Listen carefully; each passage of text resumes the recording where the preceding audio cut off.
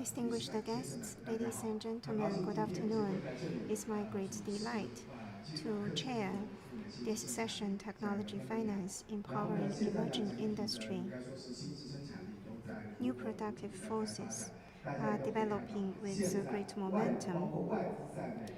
Foreign invested companies are all shifting their attention to the manufacture of the world, to hardcore technology originator country. In the development of new productive forces, China's competitive edge has been increasingly sharpened. In contrast with a decade ago, our proprietary technology has experienced transformative changes. 20 years ago, I was among the first batch of Chinese businesses to establish global presence, and we were competing with international peers head-on. Since the start of the previous round of trade war, the U.S. was targeted directly at ZTE and Huawei. In 2021, we were bothered by semiconductor shortages and other loopholes. In the past 7 to 8 years, many of the loopholes have been remedied, in particular in new productive forces and many of the competitive tracks. We have made effective breakthrough. So up till now, we are more robust and confident to support the Chinese economic growth. We are honored to have 4 high-caliber panelists with us to explore how technology finance can empower emerging industry. First, we have the former Vice Minister of Industry and Information Technology, Mr. Yang Xueshan.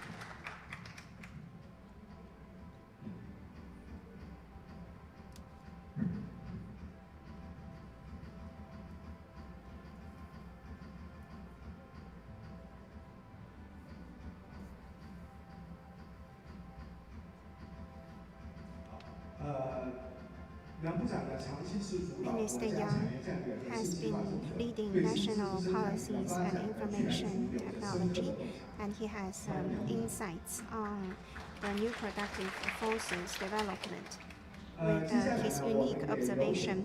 Second, we have Assistant Dean and Director of the Research Center for Sci-Tech and Finance from Tsinghua PBC School of Finance, Professor Liu Bibo.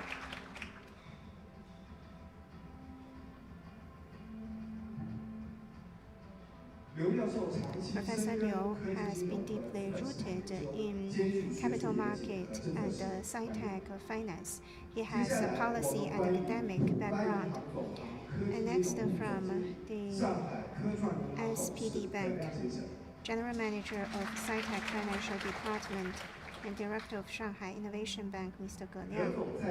General Manager Ge has been promoting the implementation of sci-tech financial strategy and has rich practical experiences as to how banks can serve real economy.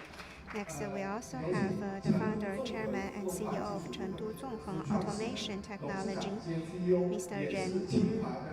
He is also an excellent alumni from Tsinghua. Please, Chairman Ren.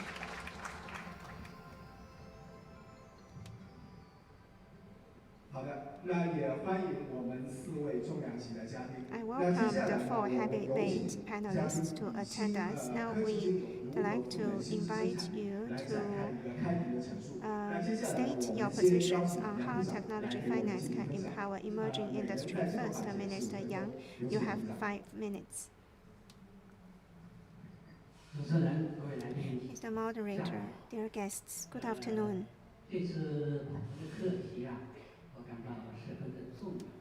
I find this topic of particular significance. Evolving the needs of emerging industry development. How can we use financial tools and industry policy in combination to promote the industry innovation and tackle problems? Since the start of reform and opening up, industry development has made major headway. As the moderator has mentioned, the progress is now pronounced during recent years. During this process, we found the appropriate fiscal and monetary policy can facilitate the progress. At different stages, the way they play a role and the effects they generate are different. I have been witnessing the entire process from the perspective of industry development, from the dilution of the flooding the economy with liquidity to the emphasis on sci-tech innovation. We have realized the transformation. In 1978, in retrospect, there was an important decision to support industry development by establishing Baotou Iron Steel Company. Back then, China's steel industry was 40 years behind of its international peers. The government has spent 20 billion RMB in the investment, the size of 1/10 of the total physical revenue for China. We didn't have alternative choices. There couldn't be private capital to support. Government has taken money out of its own pocket to inject liquidity. In the mid-1990s, I participated in the implementation of a foreign invested project. Back then, we've invited foreign capital plus physical budget plus proprietary money of entities. So back then we have attracted other funding sources, and shortly before, ZTE International has acquired ZTE Beijing. In this process, there had been the combination of methods. Many are related to the supportive physical policy. I've witnessed the entire process of transformation. Industry, sci-tech innovation have changed along with that. And how can we combine all these forces more effectively so that going forward, our industries can have real change from the big size to the strength?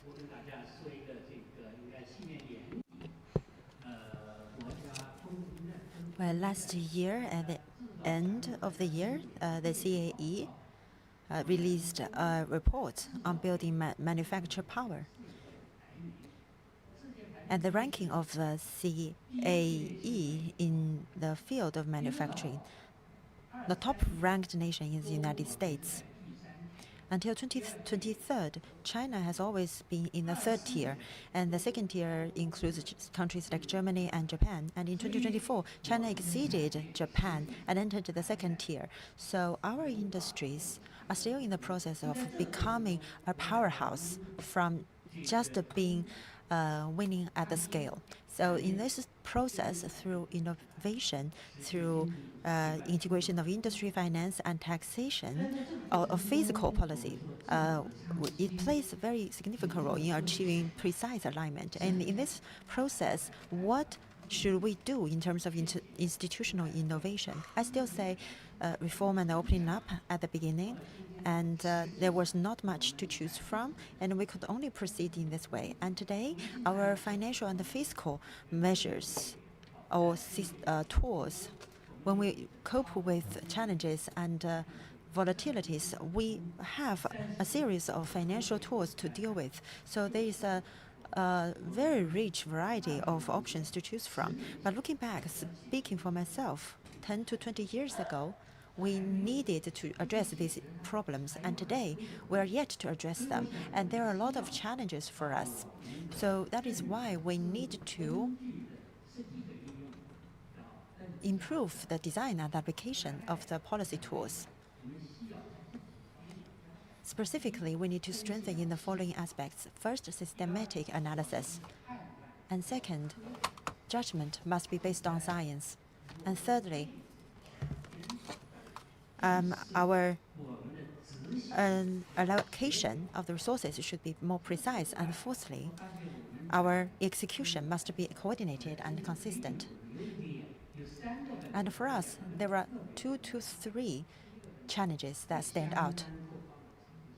First, the trust and integrity of all parties concerned. And second, the usability or availability and authenticity of the data. So these 2 issues would affect the systematicness of the analysis, the in implementation, coordination. There are a lot of difficulties. I believe all of us, whichever sector you are, investment or finance, you would encounter such problems. Okay, due to time restraint, I would not expand further. If we have more chance, I will talk about more later. Thank you very much. Vice Minister Yang, you talked about the systematic analysis and the coordination of execution. And you talked about integrity and authenticity of the data. And later in our discussion, I would invite you to elaborate further. Thank you very much, Vice Minister Yang. And now, Professor Liu. Thank you very much, Moderator and the Vice Minister. I think the fintech and new quality productivity put together give birth to new challenges and a new problem, which is of huge complexity. New quality productivity includes advanced technology, higher quality, and higher efficiency. And fintech or tech finance spans various sectors. What we attached great importance to traditionally is the growth of innovative enterprises.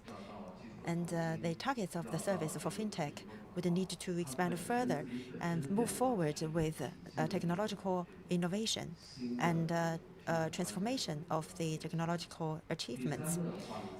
And their changes need to reflect the change in the new production relations. And thirdly, among the specific factors, there is a capital factor, technology factor, industry factor, and policy factor. So how do we string together all these factors to serve the development of the aforementioned main sectors and achieve integration? I think there is a major challenge ahead. I have no ready-to-use conclusions, but I would put on the table some questions. First, in terms of technology factor, and we talked about surpassing or catching up with the tech powerhouses. And we focused more on the development of technology. However, if we want to turn technology into productivity and combine it with finance, mere technological innovation is not enough. We need to provide financial support. And by combining with the finance, if we just focus on production instead of on circulation, then it is challenging as well. Because the financial institutions, when it is empowered with the technology, but it is not able to evaluate or transact, and there is no way to dispose of it after the risk arises, then there would not be the true effectiveness. And secondly, we talked about the finance. And there has been a lot of discussion about patient capital. So what capital is defined as patient capital? Is long-term capital patient capital? So this is question one. And second, aside from being patient, what capitals are risk-tolerant capitals that can endure high uncertainties? Who are the providers of such capital, and who can achieve the long-term development of technology with high risks and match high risk tolerance with long-term capital? So this is a topic we need to discuss. And thirdly, we talk about industries. Conventionally, when we talk about industries, we focus on the technological renovation. But let's flip the question. How can we turn the industry demands into the technological problem to address compared to the average commodities and the services? The technology is complementary to the industry. For example, if the technology is applied to industry A, it may be worth 1 billion yuan. And if it applies to another industry, it might be worth 1 trillion RMB. So the value of the technology is not originated from the technology itself, but also it depends on who uses such technology, who is the developer of such technology. So how do we do the matchmaking? It is a challenge as well. And maybe this is a topic of research in fintech. Another issue is policy. So what tech policies are the end of innovation? And what industry-oriented policies or scientific research policies on the end of technological transformation? How do we achieve consistency and coordination amongst these different aspects of the policies? So that is the fourth challenge. And stepping out of the issue, we talked about the new quality productivity, which involves technology, capital, industry, and policies. So who would be the initiator of all the actions? Who is motivated and who has the energy and the efforts to establish a holistic system? So who this person is a topic worth our study. And fintech empower the productivity is a very complex systemic question. If we can address this problem, it can serve economic and social advancement, and it would be a great contributions to made. And I am eager to hear the insights of Vice Minister Yang. Yes, thank you very much, Professor Liu.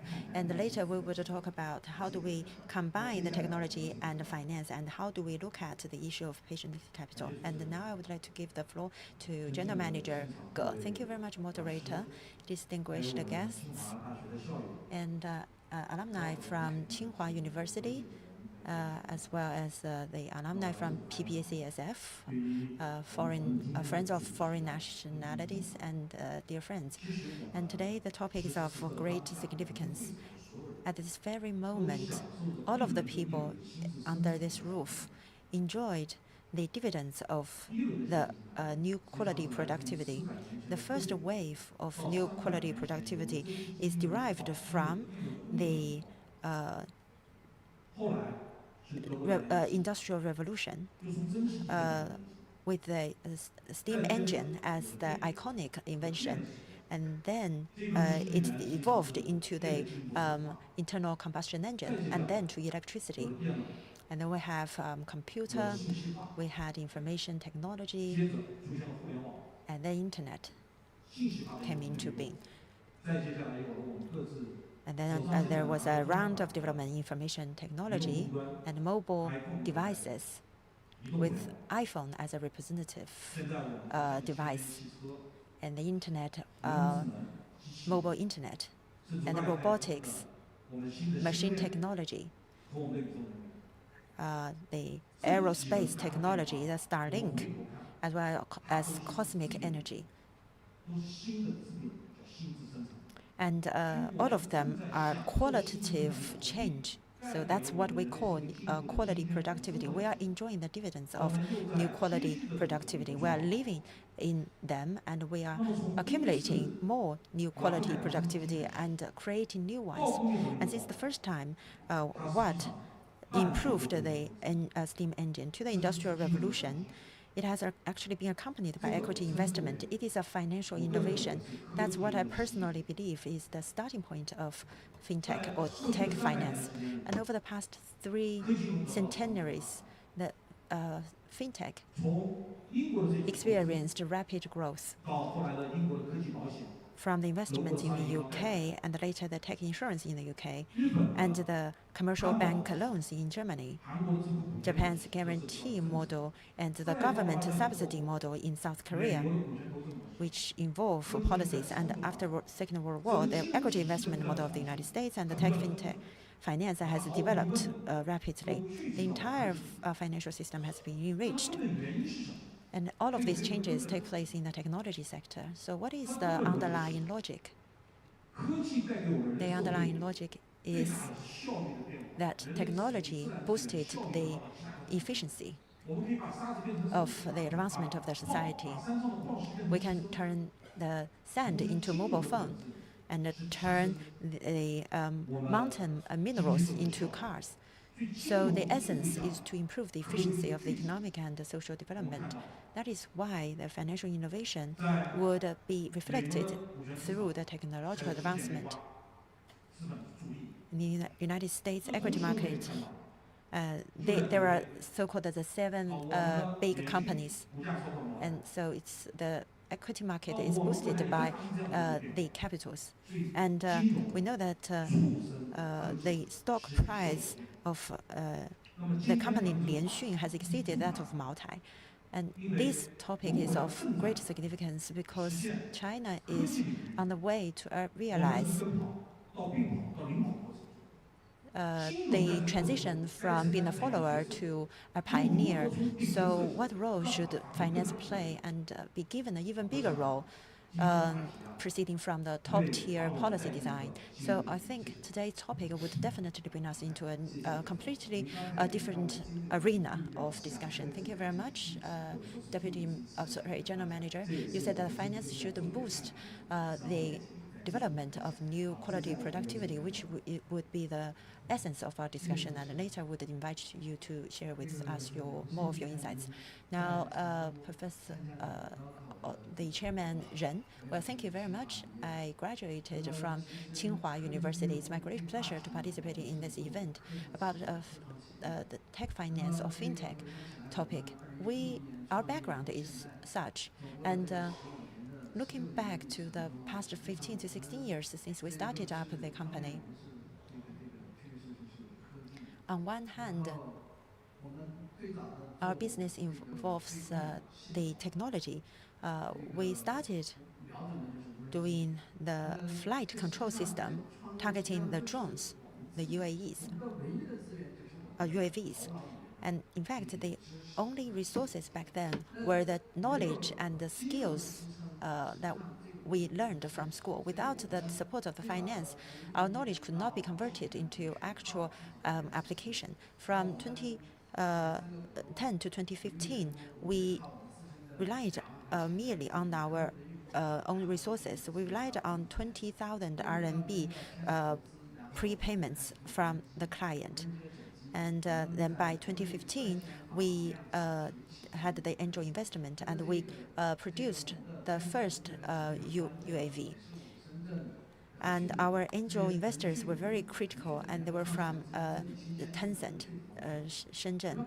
And one of the 5 co-founders, Zheng Liqin, invested in us. From the moment we established the R&D team of the flight control to the production of the drones, we experienced a rapid growth from 2010 to 2015.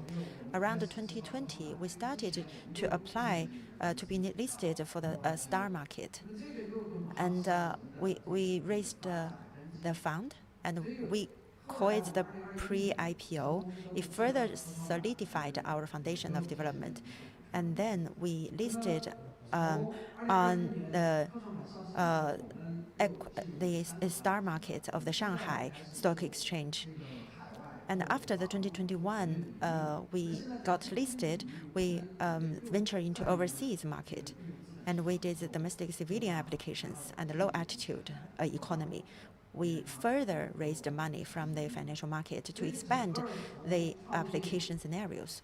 So all the way from when we first started our enterprises to the rapid growth to the maturation of our company growth, we received a lot of capital support from our venture capital investors and the banks and the STAR market of the Shanghai Stock Exchange. So looking back, the tech finance, when we talk about this word, in order for the tech companies to grow, finance plays a very important supporting role. And currently, our company is venturing into the low-altitude economy. In 2014, I proposed the 3 scenarios for the low-altitude economy applications. The first one is the low-altitude transportation. passenger flight. Second one is the cargo transportation. That is the low-altitude logistics. These two sectors are very popular, but it requires heavy investment. And another scenario is the low-altitude digital economy. It is the infrastructure involving sensors and the geographic information. We can realize a closed loop of surveillance and governance. I think this scenario is even broader than passenger logistics and cargo transportation. It is an invisible basis for the low-altitude economy. It is just like the physical transportation. You have to lay the groundwork by building roads and railways, and it requires a lot of investment. That is why we need to govern the market. But as we all know, the companies need to go first in terms of investment. It often requires a lot of resource investment. So there's a 1 year or half a year of arrear payment. So it takes advance payments. So the development of such a market requires the capital support. That is why we need to do more share insurance now. And now the low altitude R&D needs round after round of investment. And the drone development, it's long-term investment. And this investment is, I can say, larger than the internet infrastructure investment. In this year's report on the work of the government, there is such a phrase of the emerging pillar industry. Well, I believe the support from financial sector plays a crucial role. So I believe as the technology advances, as the previous speakers mentioned, we can never underestimate the importance of financial support because it can boost technological development and social and economic advancements. We can never underestimate its importance. As entrepreneurs, from the moment we started our company to when we are listed on the market, we can deeply understand the importance of the finance. Oh, thank you, Mr. Ren. You've talked about the point that you can never overemphasize the importance of finance in supporting innovations and sci-tech entrepreneurship and new quality productivity. I'd like to thank all the panelists for your opening remarks. Now, let's delve into more detailed aspects of this topic. For new quality productivity in China, ranging from communication to electronics to equipment to biopharmaceuticals, so on and so forth, all those sectors are growing rapidly. According to 2025 annual reports and the first quarter reports of listed companies, we can see that for those companies associated with new quality productivity, there's been a lot of growth. Now let me quote some numbers. For electronics, for Q1 2026, the net profit grew by 68%. For the power equipment industry, the net profit grew by 53%. So on the one hand, it's driven by growing competitiveness of those companies. And more importantly, there's even greater demand for those emerging sectors and industries.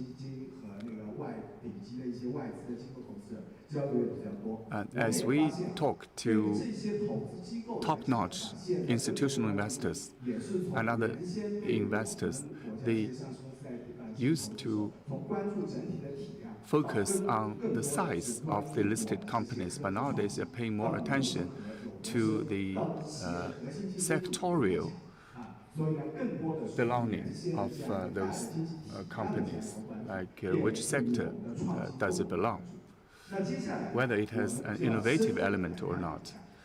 Now, let's go deeper about new quality productivity. What kind of sci-tech financing it requires? First, Vice Minister Yang, I have a question for you. In terms of the overarching policy design, what kind of sci-tech financing policies should be initiated to support the breakthrough of foundational and key technologies in sci-tech innovation? That question's always been on my mind. Over the past almost 2 decades, I've always closely followed the bottlenecks of industrial developments and the breakthrough in key technologies. Over the past decades, development in itself is the solution to many of those bottlenecks, but there still remain a large number of bottlenecks. So, for sci-tech financing, as long as there is a solution, it should be financed. But first, you've got to identify the right solutions. And the identification of the right solutions is based on a correct understanding. A correct understanding derives from an analytical system that works. Talking about that analytical system, first we've got to identify the purpose or objective for sci-tech financing to support the industry, and making relevant industries world-class, bringing them into the first echelon of the entire world. We are still a big gap between us and the United States, and a little gap between us and Germany in terms of industrial capabilities. And in terms of the basic manufacturing industries and sectors, starting from 2012 to 2024, because 2025 statistics are not available yet. If we compare our basic industries to the United States and Germany, the gap is widening quite a lot. So the gap is not shrinking, rather it's widening considerably. Why? Because of the presence of persistence of bottlenecks, especially in key technologies. Everybody is talking about AI and digital economy. For digital economy and AI, what are the bottlenecks? We would say from time to time that for AI, large language models, we will say we cannot afford for the best GPUs, or the United States does not sell best GPUs to us. And but if you think twice about it, in the development of digital economy and AI, without manufacturing, it can go nowhere. It must. What is GPU? GPU is software plus IC, integrated circuit. Well, for the manufacturing part, you can use the fabless model of finding an OEM fab working for you. For digital economy, it requires computing, networking, and software. On the software side, from foundational software to industrial software, there are still so many bottlenecks, whereby we have to depend on others. So with sci-tech financing, we should leverage sci-tech financing to seek solutions to those above-mentioned problems. From the perspective of industrial development, there are 6 big issues. First and foremost, we need high-end chips. For x86, we are very much behind. For ARM architecture, we are much closer to state-of-the-art, and then to AI chips and GPUs.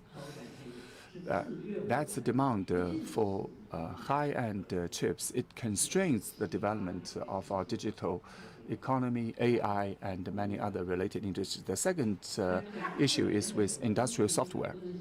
When it comes to industrial software, you would talk about ERP, CAD, Oracle database, and other what you would call industrial software. For that, there's a notable gap between our capabilities and the world class. So for all the above mentioned, there's a lack of capabilities or technological leadership. But more importantly, for high-end machine tools or manufacturing equipment, there is a lack of real-time control software to operate high-end manufacturing equipment or machinery. For over 90% of the capabilities, we don't have them. For ERP or database, for MES, manufacturing execution system, we have plenty of software, but for the real-time control of a high-end manufacturing or equipment, we have almost nothing. So for new quality productivity, it takes systematic analysis. For new quality productivity, it's not that what is new matters. With new quality productivity, we are leveraging sci-tech innovations to enhance productivity. That's new quality productivity or new quality productive force. But for all those bottlenecks I've described, we need to achieve breakthroughs. And if we can remove those bottlenecks, we can enhance the overall national competitiveness to a very large extent. Therefore, for new quality productive forces, they have covered all industries and sectors. There's new taxonomy in China in terms of traditional industries, emerging industries, and future-oriented industries. But even for traditional industries, we must equip them with new quality productive forces. For example, numerical control machine tools. Back in 2012, Shenyang machine tool factory, together with some universities in Shanghai, engaged in an 8-year R&D program. And 8 years later, they managed to develop a 5-axis numerical control machine tool. They managed to develop that piece of machinery. And all the leading international manufacturers of numerical control machine tools gave it very good comments. And then in the case of a Shenyang machine tool factory, it enjoyed a lot of success. After the rollout of the numerical control machine tool, in at least 2 national conferences, I cited this example as one of the best. But shortly after my retirement, the operations of the Shenyang machine tool factory deteriorated very rapidly. They could no longer sell their products well. The Shenyang machine tool factory used to be doing very well. In 2012, it was #1 in terms of sales volume and the value of its sales. But around 2020, it went almost bankrupt. Why? After retirement, I asked this question, why? But yeah, the reason is simple. For a breakthrough in the technology of a numerical control machine tool, you've got to have the brain, but also the 4 limbs and eyes. What are the eyes? They are the encoders. The encoders are like the eyes of a numerical control machine. And how precise is it? 0.1, 0.01? millimeters. Today, we can achieve 0.01 millimeters. And how many microseconds of a rotation can you observe? Without the eyes, the brain doesn't work. And without what we call the eyes, the encoders, the numerical control machines or machine tools are no longer useful. And in the machining process, you've got to have very good cutting tools like knives that are high temperature resistant. But we didn't have a good process to produce that. We had to rely on import. And also the kinetic part and the machinery part, mechanical part, must go hand in hand with each other. We don't have that capability. So yeah, for numerical control part, we succeeded, but for the rest of the components, we didn't, thanks to some state funding. But the fundamental problem was still not solved. Nowadays, over the past several years, we are importing year in and year out and a consistent number of advanced machine tools. Yes, we have identified the pinpoint. When we make an investment, we must ask the question, when can we have a return on this investment? For science-based judgment, it matters. For example, after my retirement, I started to realize the nature of this problem. Let me give you another example. With the rise of the internet years ago, concepts related with the 2C scenarios, it was successful. Although some companies disappeared, in general, the 2C part of the internet economy took off from technologies to applications to use cases. But what about the 2B part of the internet economy? You know, many of you are investors. What is the difference between consumer internet and industrial internet? From the perspective of an investor, what are the differences and why are they different? When you try to address why, there are two most fundamental differences. First, for consumer internet, it is designed by platform rules, whether it is product sellers or consumer buyers. So that's a unified market at scale. But in the 2B model, there is a fundamental difference in that the problems companies want to solve are no longer those of a consumer internet, because each and every company is unique in its own way. So each company has its own version and problem. And secondly, companies are the key players in the market in the allocation of resources. Therefore, it's their decision to opt for usage or the other way around. When I was teaching, I was asked a question or giving me a case that there's a local industrial internet platform established by the local government, and every day the yield rate must be reported. But let me give you this question. Will you report the yield rate to the local government or not? When I was asked the question, I asked two counter questions. First, is the yield rate a commercial secret? Second, when your competitors have access to your yield rate, will it work in your disadvantage? And the answer to both questions is yes. It's commercial secret. If competitors have access to it, it will harm my competitiveness.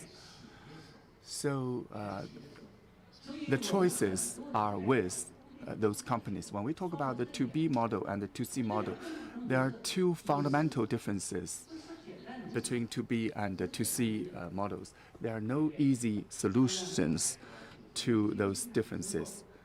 So only with this analysis will we be able to come up with a judgment. For example, how can make an investment investable and profitable, and to make sure that the project will be successful and you will be reaping return on investments. No investors will just invest in a vague and broad idea. I think for most of the investors, you have both successes and failures. There are lessons. Everybody has lessons. But we tend to tell success stories while avoiding failures or talking about failure. But we must go through systematic and science-based analysis. And in this process, I also want to point out that I encountered numerous traps. For example, a lack of credibility or integrity. When you are inside the trap, you have to rely on your analysis and judgment. With the right analysis and judgment, you will steer away from falling into those traps because you have catch sight of them. So talking about sci-tech financing, boosting industrial development is not that simple.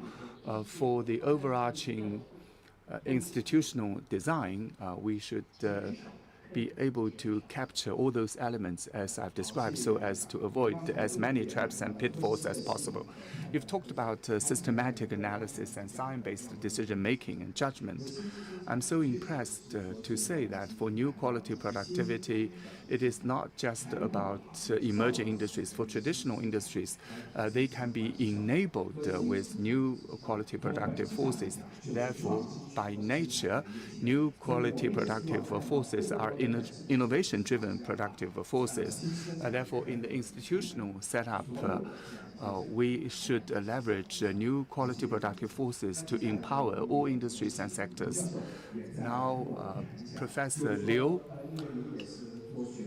as you engage in academic research about the capital market in terms of the overarching design of the system and the framework, could you compare China's experience to the developed economies, and what kind of conditions should be in place to foster patient capital? From a global perspective, the fintech system moves towards two directions. First, top-down, driven by government innovation system, and in alignment with private capital investment. If you look at Europe and Israel, their national innovation system is driven by government industry policies and sci-tech strategies, quite effective. Second, it is a bottom-up or market-driven approach like that of the US innovation in Silicon Valley. The scientists in Valley are always surrounded by the swarm of investors, the good combination between the west and the east coast of the country, and the regulators are not playing the major role. There is no superiority of the two models, and these are closely connected with the socio-economic structures of individual countries. As moderator has mentioned, in sci-tech development, we need patient long-term capital. And for fintech companies, patience is not enough. I believe there are 3 points. First, reasonable capital is very much needed. For financial sector, we should understand the features of the institutional arrangement and the policy orientation. That is, money is to follow suit the policy trends. What are the new productive forces referred to? And the second, very important principle is the risk appetite. when you are moving into the investment, how much return do you expect? How much risk can you bear? Like everybody is swarming into the AI sector and you will blindly follow suit. For each round of technological progress, there will be the major changes in productivity forces and production relations changes. However, it is a long process in which we will find the boom and the bust in the financial market. So you need to understand your appetite. For example, the money you want to invest can only bear low level of risk. Are you still going to pursue the high returns? So we should be reasonable and following the policy trends. Besides, in fintech, it must be intelligent capital. For example, the investment into consumption and other industries. Based on your accumulative knowledge, it's easier for you to understand the future market needs, the cost you may bear. However, if you invest in technology, technological progress is faced with uncertainties. You find the best tech team, the most rational discipline. However, it may not be of the most cost-effective and can generate the highest commercial value. Technological innovation, technology protection, for example, should also be considered. The IPR, identification, operation, the final output, should all be understood. You may think, oh, this is the highly commercialized technology. And after you have invested, somebody file a lawsuit saying that the IP is no longer valid. And third, industry uncertainty. Who should you talk with? How should you apply the technology? So when you invest in high-tech companies, you should understand not only finance, the industry in general, and you should also have your capacity in assessing the outlook of the technology. And third, as Mr. Moderator has mentioned, patient capital. Patience is also important. However, patience doesn't mean long-term. How can capital be accompanied technology for 1 decade or even 2 decades? What kind of capital can be able to do that? 3 points. First,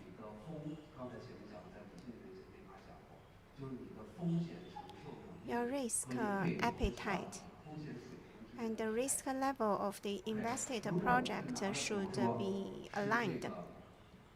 For example, you are putting pension money into the invested project, then it should pursue a low risk.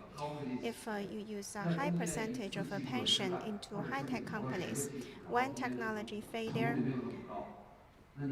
may end up in catastrophic results, and such capital cannot stay long. And the financier cannot understand your investment behaviors. Second, the duration match. For example, you want to invest in a project for 5 years, 10 years, but your liability side can only be 1 year, 2 years. Or you are faced with redemption pressure at any time. So the duration matched with your liability.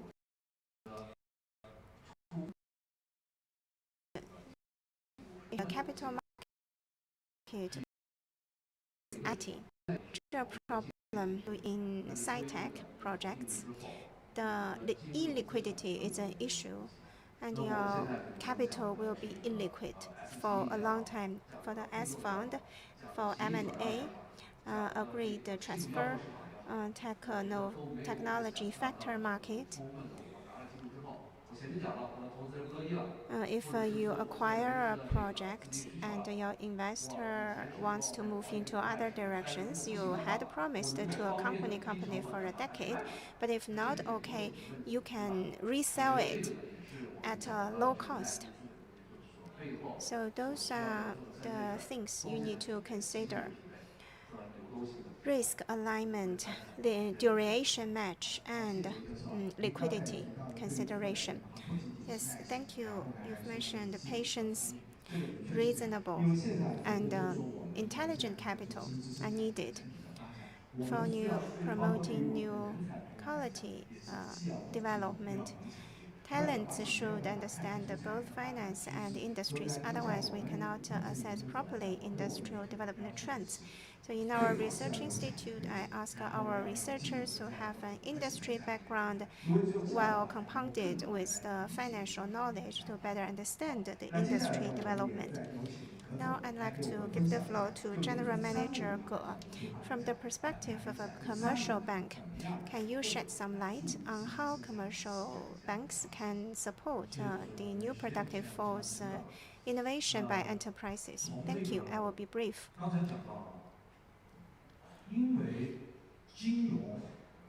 As we've mentioned, finance is the most effective force driving sci-tech innovation. Economist Sorrow, in the economic model, has included sci-tech innovation as the fourth productive factor, and he became the Nobel Prize laureate. Our country has proposed the idea that data is the fifth productive force factor. This is a major China's innovation. We are discussing the issue as to how, what kind of fintech is needed for supporting new productive forces.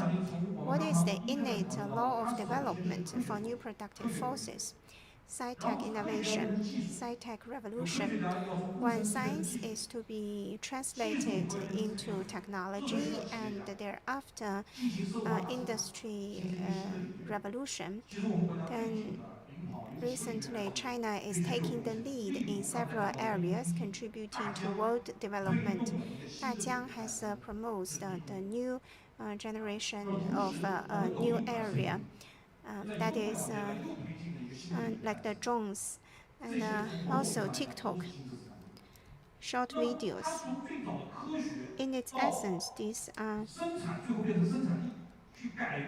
new productive forces. They've shifted from scientific ideas to new productive forces, thus benefiting the daily life of everyone. From the very beginning of sci-tech research, we need financial support. In 2022, we proposed the idea of nationwide support to sci-tech, and in October 2023, on Central Economic World Conference, the 5 pillars of the finance were put forward as sci-tech, fintech was standing out at the first. We need to answer the question, where does sci-tech innovation come from? Around 400 years ago, there were these talents who loved the exploration of the nature. They used mathematical tools to record the laws of the nature and created science as a discipline. So it was purely driven by intellectual curiosity. This year, the latest round of OpenAI was 110 billion equity and 40 billion loans. So finance has become a continuous driving force for frontier innovation. Finance has become an effective force driving sci-tech innovation. So if we ask the question as to what kind of sci-tech finance is needed for new productive forces, everything starts with education, from science to technology to whole industry application, equity, debts, support, and direct and indirect financing should be integrated into each step of the industry development to continuously drive the emerging of new productive force application. In 2023, Pudong Development Bank has strategized the sci-tech finance. In the past 2 years, we have included new lending size of 400 billion loan issuance in connection with insurance and trust products. We started by supporting the university students, startup companies. For the university students, teachers, startup companies, we collaborated with PBC School of Finance and of Tsinghua University in training the talents. We commend the efforts by PBC School of Finance for shouldering its social responsibility. And counting on financial groups, we try to be integrated into each link of a new productive force, incubation and growth, including the three aspects mentioned by Minister Yang. First, traditional industry upgrading needs new productive forces. Second, the growth of new emerging industry needs our support, and we can also support the breakthrough in technological advancement. Yes, you've mentioned the sci-tech finance must support new productive forces, and across the full chain, we must support each step so that startup companies and fully fledged companies can all get their financial support. Now, I'd like to give the floor to Mr. Ren, as the chairman of Zongheng. In the industry zones, we noticed that your company excels.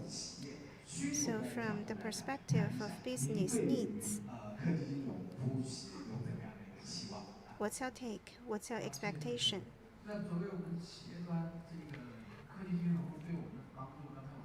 For a business like this, sci-tech finance has helped us a lot. In low-altitude economy, if drones are to fly in a safe manner, sci-tech finance must be effective, useful. Business surely need finance. It should be easy to use. If the access is too limited, and if we are asked frequently to make the repo transactions, and sometimes the founders need to take accountability. Too many restrictions. As a startup company, nobody can know that one day our company can be listed on the sci-tech board. For example, if I'm a student, I want to apply to the University of Tsinghua University or Electronic Sci-Tech Engineering University of Chengdu. Nobody can be sure that I can be successful. Sometimes the likelihood is only 1 out of 10,000. So I believe sci-tech finance has to shoulder certain risks and cannot ask startup enterprises or entrepreneurs to shoulder the risks. It's fair to say our company has been successful. We are listed on the stock market. We can return to our investors.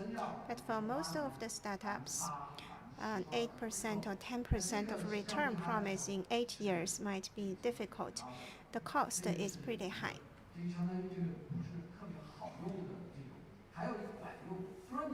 So not easy to use. And second, effective investment. There are many who want to invest in us, but we want to select investors as well.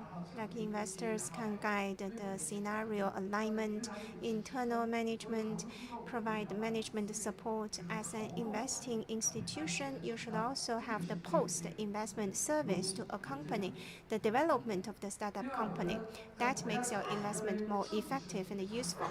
Besides, at national level, the policy design is also important, as Professor Liu has mentioned, the exit mechanism.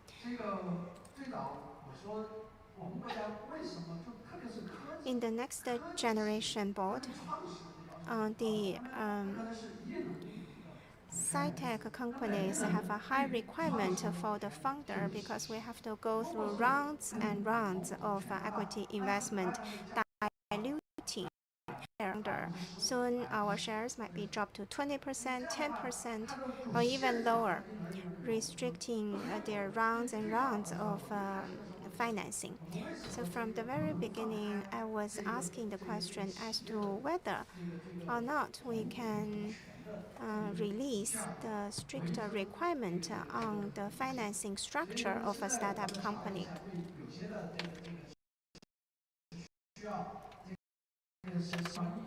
I've online, such open requirement can only be favorable for those super big companies. It is not understandable. Why can't SMEs enjoy such favorable treatment? If I am a sci-tech company, I surely need rounds and rounds of financing. If investors dare to invest, we dare to finance rounds and rounds. Investors are not only looking positively on the industry, they also see the teams favorable. And they believe in entrepreneurship. For example, Lei Jun and Elon Musk. As Mr. Trump has mentioned, when he comes to China, he will always have the first hand to come to China, not the lieutenants. So I believe the business arrangements are quite important internally for the business and for the investors to make the choice. So in corporate law, I suggest a more equitable financing treatment for both bigger and smaller companies. Based on my fledgling understanding in the US and in Hong Kong, and there are such equitable treatment for shareholders of different sizes. Thank you. Thank you for putting forward your expectation. First, you look forward to post-investment service in resources integration. Companies listing in the stock market should be the starting point, not the end point. After listing, you expect more financial resources to support the further growth of the company and institutional arrangement to provide equal voting rights for the same size of the shares held by whatever size of the shareholders. I'd like to thank for panelists on question. Moving to some deep tech company each lightly on cycle of accompanying by the capital.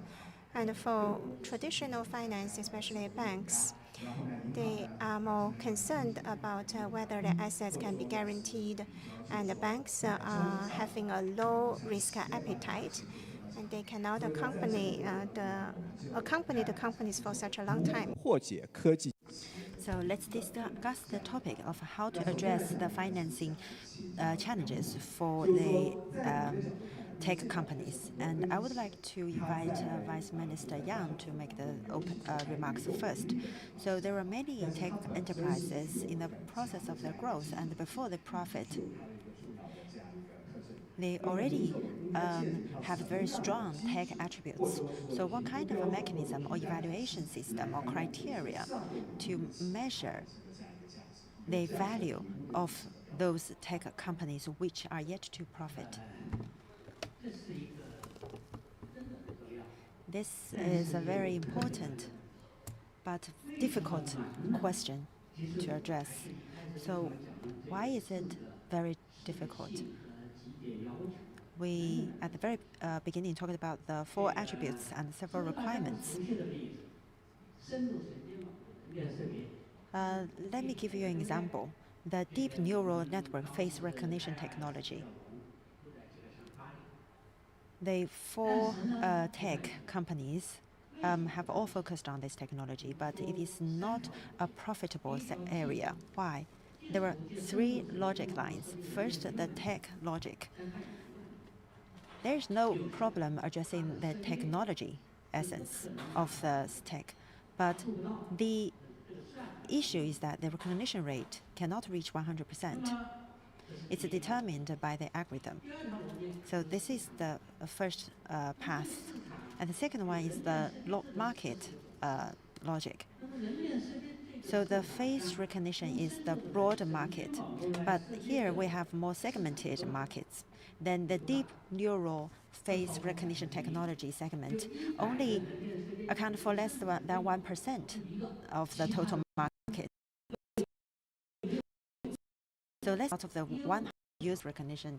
So why people do not use this technology? Because they do not need such a technology, and there is a mismatch of and 100% accurate. So this caused the mismatch between the technology and the market pathways. And in the process, some profit, some do not. Why? Then we talk about the business logic. Why the buyers buy your product, not other people's product? Boiling down to the end, it's all about the business logic. In the previous discussion, for the investors, the tech companies and the industry buyers, their demands are very different. The investors want positive return on the investment to measure their success. And tech companies, if they can achieve the technical pathway, then they do not care about all the other aspects. And the industry partners need to sell in the market. And this is why I say it's important, but it's difficult. The companies related to new productivity are very different. The technologies of some enterprises are very clear. For example, the advanced chips companies, their technical pathway is very clear, extremely clear. And the intensity of development is very high. And some companies' tech pathway is not clear. For example, the application of AI in manufacturing. Maybe you have read a research report recently released by Deloitte. Only 9% of the projects, the AI projects applied in manufacturing sector can reach the expected. And the 9% did not. So some of the all the logic certain. So decide the criteria or measurement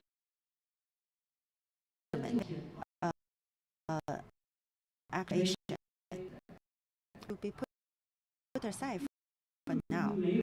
Bullet fly a little longer, then we can decide to be adopted to decide on the criteria. To ask a question to Professor Liu, of the traditional industries, maybe based on PB, the industry of the logic and evaluation is completely. So I would like to invite the event or the valuation logic of these companies. Or it's a very difficult question. The valuation of assets with high.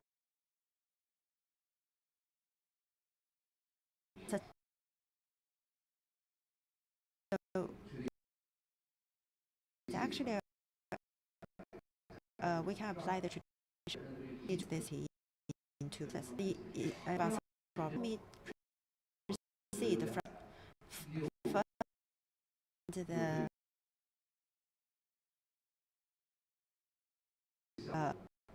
information. The government information share should be thanks to BC. can share the of parameters and similar to I made need to market development. So our theoretical would have the financing of and the result of asset allocation. Without a market and liquidity, nothing can be achieved. Only when we have a good market and have sufficient buyers and sellers and a mature trading mechanism, then the market would give us a equilibrium result.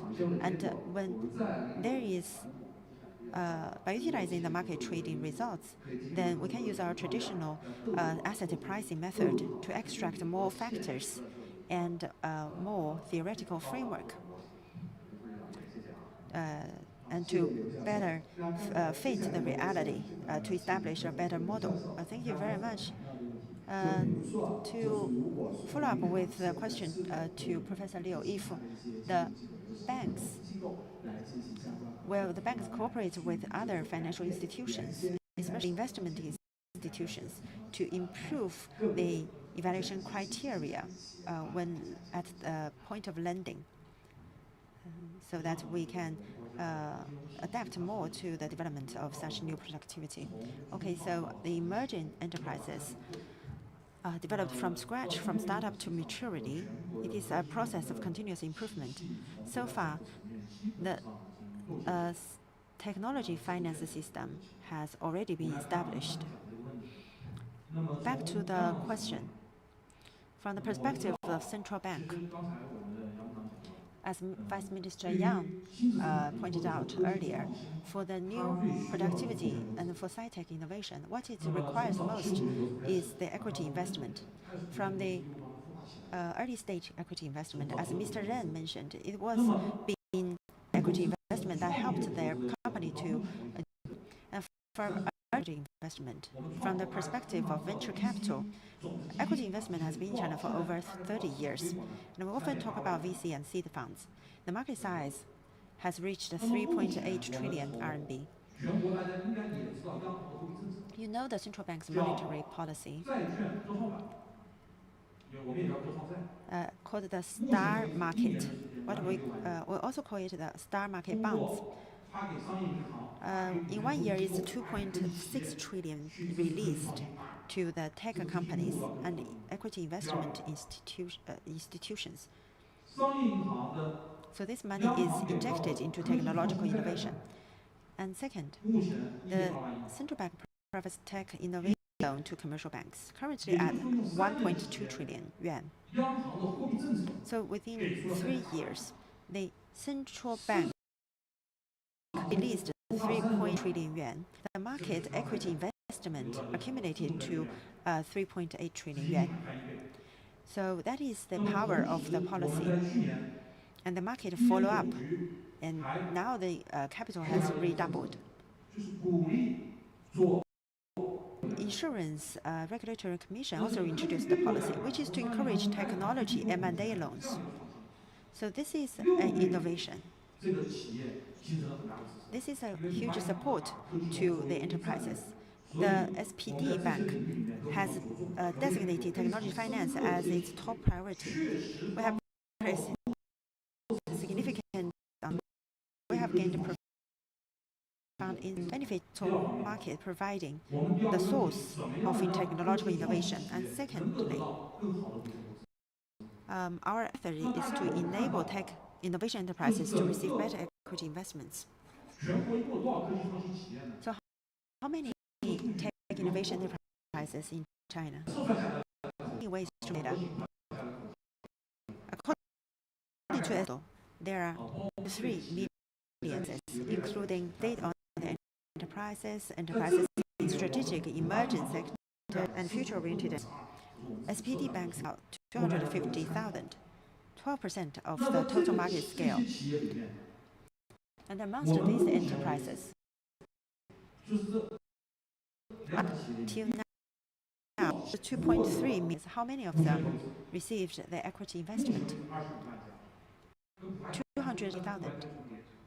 Close to the number of the enterprises, that is 12% too. Meaning 88% of the enterprises are still get to the equity at the early stage of development of China must contribute 55% to 70%, which is commercial banks' failure. 88 of the enterprise would find it difficult to get effective. So we must talk about the institutional innovation. Professor Chen Yuru from Tongji University assumed the major scientific project from the National Science Foundation, and that of the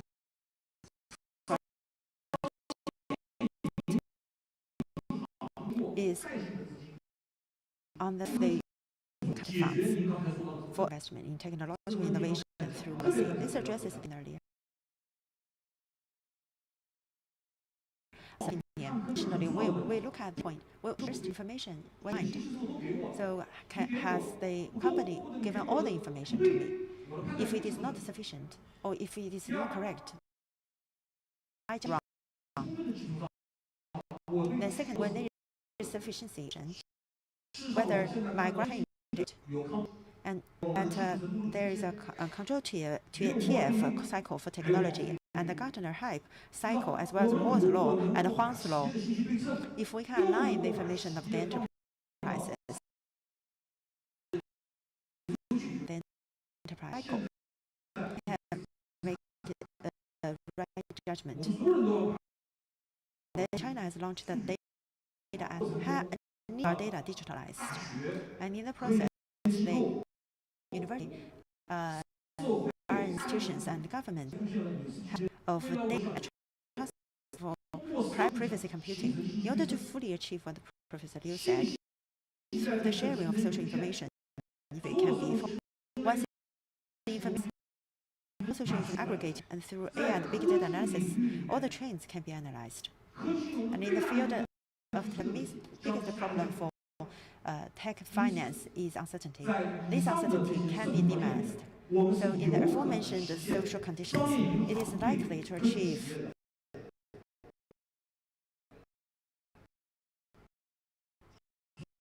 all cycle central banks to the tech, and the commercial bank money has always been long-term in nature.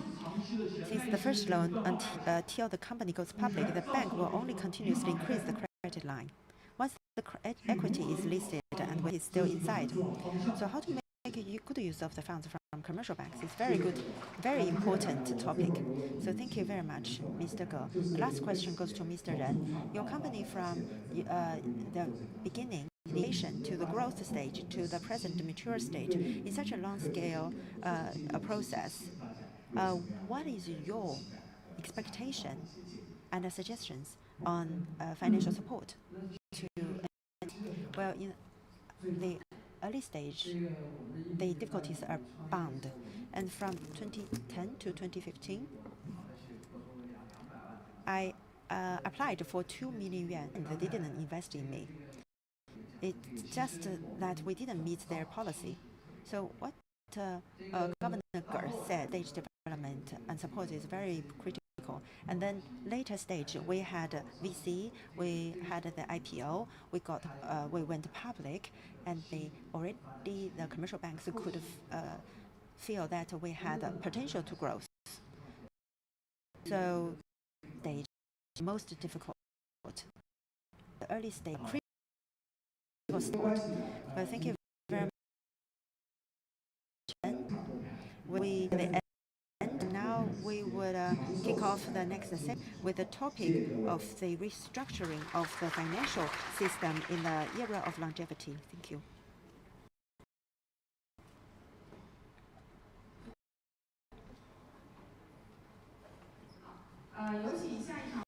Thank you very much. I would like to invite the moderator for the next panel, the Director of Insurance Research Center and Director of the MBA Program Center at Tsinghua PBCSF, Mr. Wei Chenyang.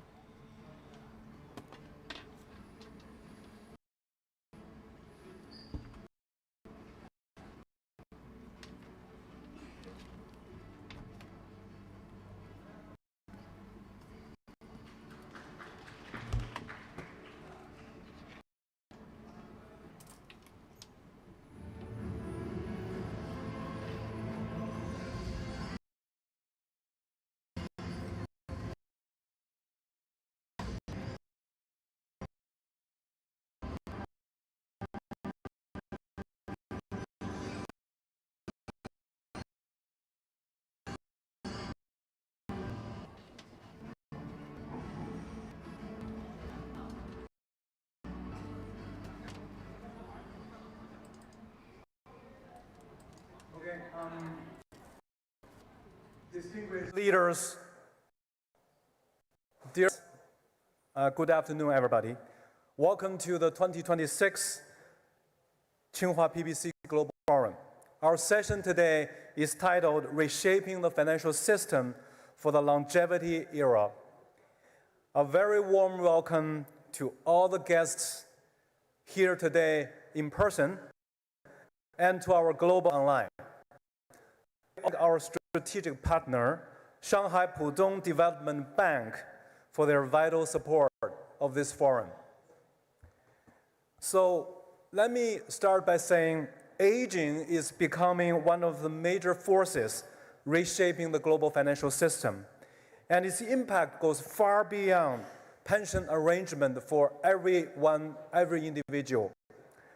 And fundamentally, it changes the horizon of finance, how societies accumulate savings, how the savings are invested, how risks are shared across generations, and how responsibilities are shared and managed by household, financial institutions, and the governments. So it's a fairly complicated, multidimensional issue.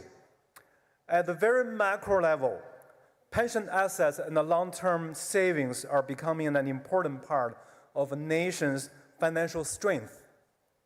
And with sound governance and a prudent allocation strategy, they can serve as very important, what we call today, patient capital for infrastructure development, industrial growth, and capital market development.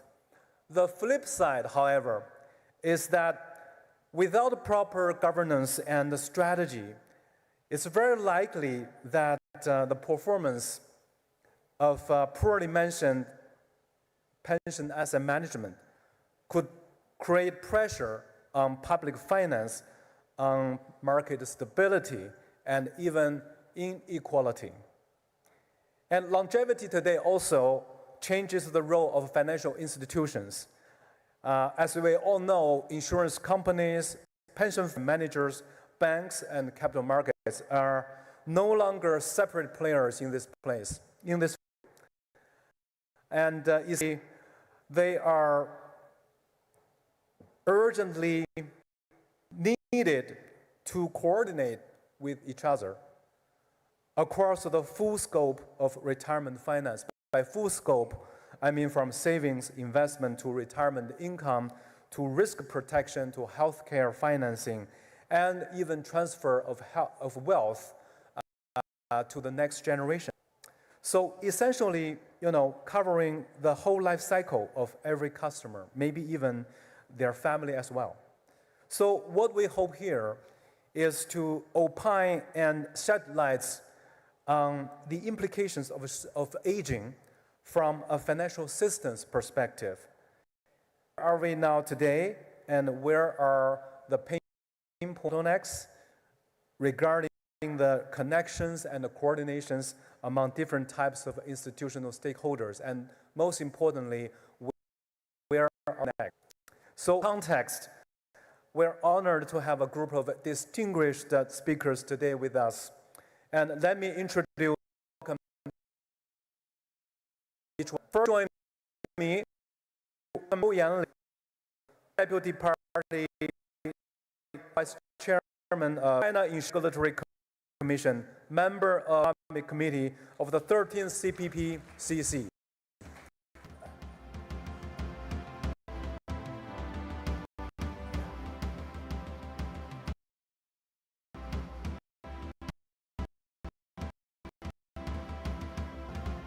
Next, it is my honor to introduce Mr. Ambrogio Rinaldi, former Central Director of the Italian Agency for Pension Fund Supervision and former President of the International Organization Supervision. Welcome, Ambrogio. We're also joined by Professor Ke Yong Dong, Chief Expert on Aging Finance at PBCSF and a distinguished scholar in Social Security policies. He's a former founding dean of public administration and policy and the School of Labor and Human Resources at Renmin University. Welcome, Professor Dong. And finally, please join me to welcome Joseph Sharon, Dean and Distinguished Professor at Asia School of Business. He brings in extensive international experiences, spanning global financial market practice and institutional leadership. Welcome, Professor. What a warm up. Okay, so we have about 74 minutes. So it's agenda. I'll just start with go to China. So I want to start with sitting. So basically, your perspective, reshaping like pension, capital market, asset management, insurance. So what is your take on this profound shift that's happening right now? Okay, thank you, Professor Wei. Let me give you a life cycle and capital, because these are all from the point of capital market, aging, longevity is affected, and retirement policy, and how that policy affects capital feedback loop. So let me give you that perspective. And because I worked longest in America, I'll draw on some of the American experience, but it's very related to the China, Singapore, Malaysia, Korea, Japan, and so on. So I just try to extrapolate from the US experience. So you may remember in the US, we had this huge baby boomer period. This is those who are born from the 1960 period. So if you look at it, and I'm a baby boomer, what did we do? Most of our wealth and retirement assets were plowed into capital markets. What did that do? Demand causes equity returns to increase. If you look at from 1960 to 2025, that's a 65-year period. Let's say you were born in 1960. In December 2025, you had been 65. In most countries, that's when you retire. So we're talking about whole life cycle. Put $100 in the broad US equity market, that would have grown at about 11% per annum over that 65-year period. In other words, to put it in context, if you had put $1,000 into the account, let's say your parents put $1,000 into your account when you were born in 1960, over $1 million in December 2025. That's a heck of a lot of money. Can that be replicated? Let's talk about that. We have an aging population. The demographic profile is changing. So as a result, I don't expect equity premiums, or rather forward equity premiums, to be as large, which means equities will reduce returns because there's less demand because of the aging population. Just simple demand and supply. You don't need rocket science degrees to figure that out. So how does that affect your retirement policy? Should we all be plowing money into equities? Maybe not. Let's see. So what is retirement about? When I save during my accumulation period, that's my saving period, remember we're talking life cycle, I want to put it into safe, low-cost assets that are diversified across the asset class spectrum so that I can get that growth premium when I retire. So that's the savings. What do I want when I retire? When I retire, I want a steady income. I want it to last as long as I live, and I want it to be indexed to the cost of living. Remember that $100? In 65 years, that $100 can't buy you the same things that you bought in $100. That's called real returns. So you want three things, remember? Steady income in retirement. That means when I'm 65, I want a steady income every month. I want it to last as long as I live, and I want it to be inflation indexed. Okay? So basically, there's two aspects. During the accumulation period, we need asset managers who can allocate assets across the asset class spectrum that helps us achieve our retirement goals at the point of retirement. Okay? And remember, equities may not be as attractive as it was in the last 65 years. So you've got to think about that. Do I look at other assets, alternative investments, digital assets, security tokens, all kinds of other assets?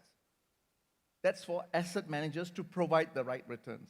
Because let me tell you, a defined benefit pension system is not sustainable. It's been tried in the US, tried in Singapore, tried in Malaysia. I know China has got a defined benefit pension system. They will tell you too, it's not sustainable. You need to move to a defined contribution system that's self-funded, that is ably managed by good asset managers, and sometimes the government can do the asset management for you. In many countries, the sovereign fund manages the assets of the pension. And then when you retire, you want a credible retirement scheme that gives you those three properties: level, growth with inflation, loss as long as you live. That's called a life annuity, inflation index life annuity. So the first part of your life cycle is for asset managers. The second part of the life cycle is for insurance companies, or the government can be the insurer of last resort, because you want credibility that that money will last you until till the end of life. Okay, so this is the combination that will affect returns, asset allocation policy, and the kinds of products you offer. So the pension system that will be designed will be a combination or hybrid of a defined contribution during the savings period and a defined benefit on the dis-saving period, the decumulation phase. There are countries that do this quite well. Not all the ingredients, but most of the ingredients, and I'll be happy to talk about such countries. And that way of investing has an implication on returns in markets. So I don't know how much more time I have. I've got a whole bunch of other things to talk about, but maybe we can take it over on the next part of the discussion. Absolutely. This question is for Mr. Rinaldi. Based on European experiences, today, what are the core strengths and the limitations of the Europe version of the multi-pillar pension landscape? Yeah, first of all, thank you very much for inviting me. It's an honor for me to be here to offer the view from Italy and from my personal experience on some international fora. If I want, Professor Cherian has already covered the US and other countries that may be similar to the US, so I want to focus to Europe, because actually Europe is different. And it's different not only in comparison to the US, but also within Europe. Actually, there is no unique European model.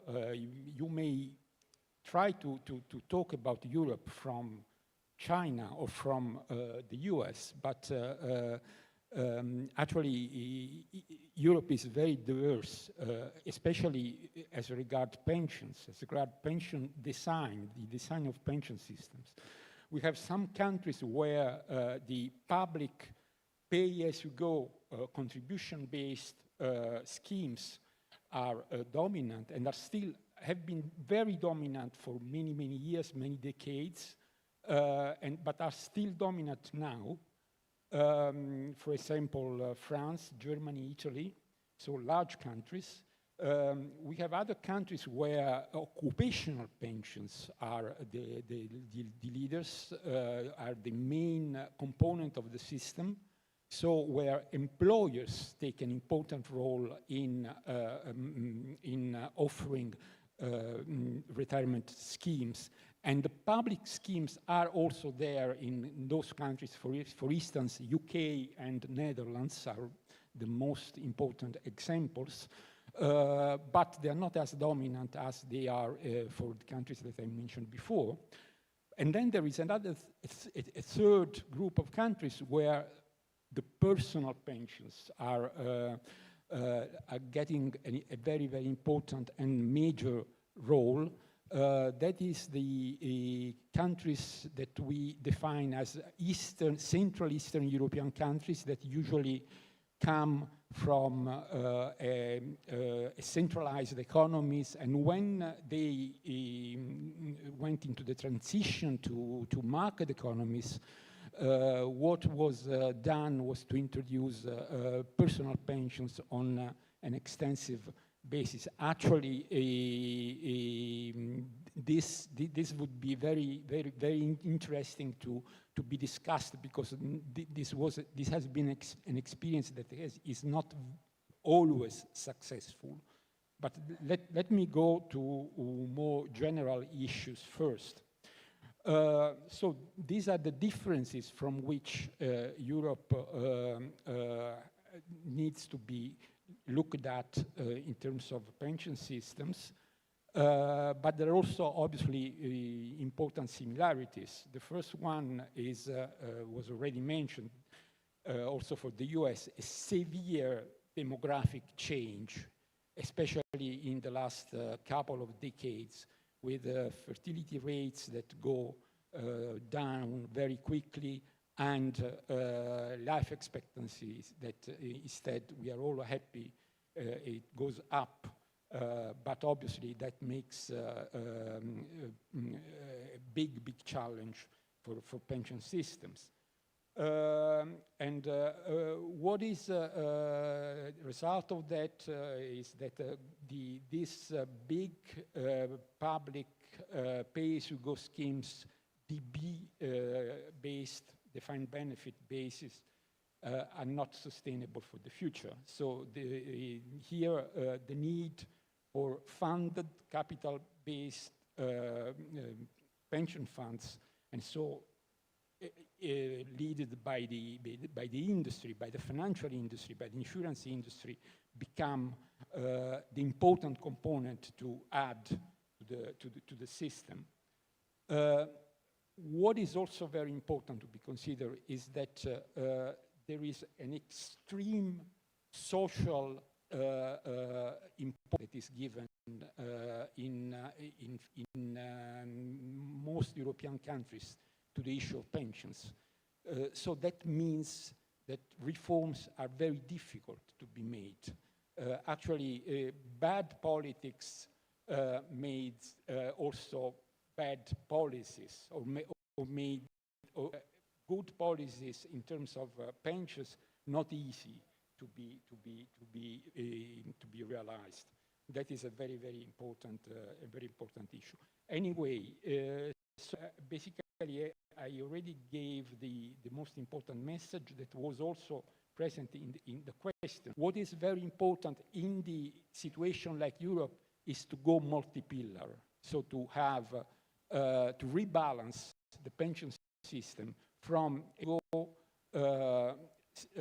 public system where this is the dominant component, to a more balanced system where you also have a very important funded component that possibly depends by the country, depends by the situations, can be either occupational, so managed by employers, often together with representatives of employees. That is it's very important if you have a role of trade unions that can play an important role in terms of fiduciary duties with respect to the employees. Or if you don't have that, you have to go for personal pension schemes, where the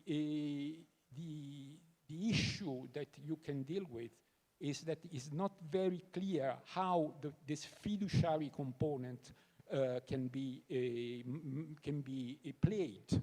So who can do this properly? Because the point is that when you have financial institutions,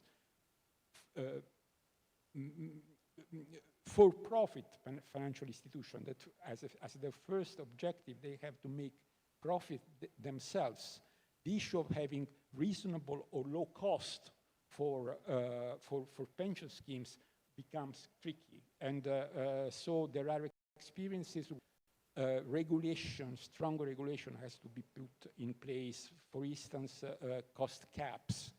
I would stop here for the moment.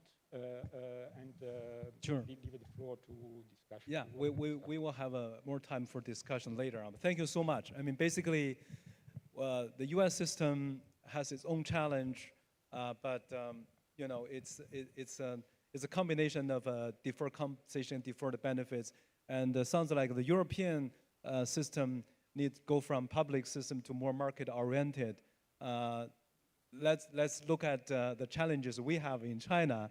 I want to first ask Professor to give us an overview of the challenges today. We know this, we started the third pillar expansion not very long ago, only like 4 or 5 years, like we go in full force, and there has been like 70 million accounts opened. So that's quite impressive, you know, opening in terms of a number. But that behind that, we know there's a whole basket of issues at hand, and Professor Dong is probably the best effort on that. So I want to hear from you about the challenges today before I turn to Mr. Zhou for solutions. Okay, please.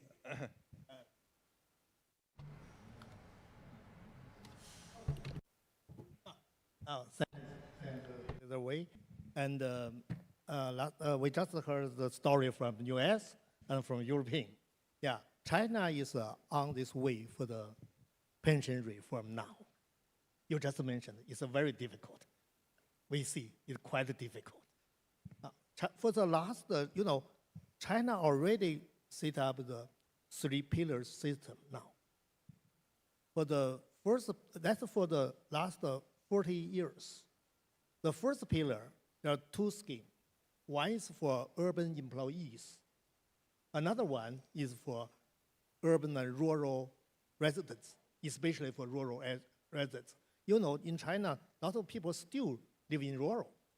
Only, you know, 60% of people right now are living in the urban. So we have 2 systems for the first pillar. And also we have already set up the second pillar.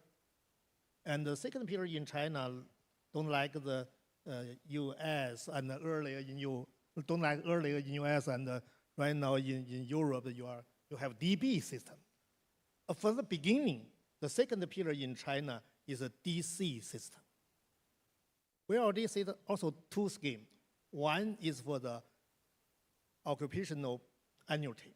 We call it an enterprise annuity. Enterprise annuity is cover the employees in the urban.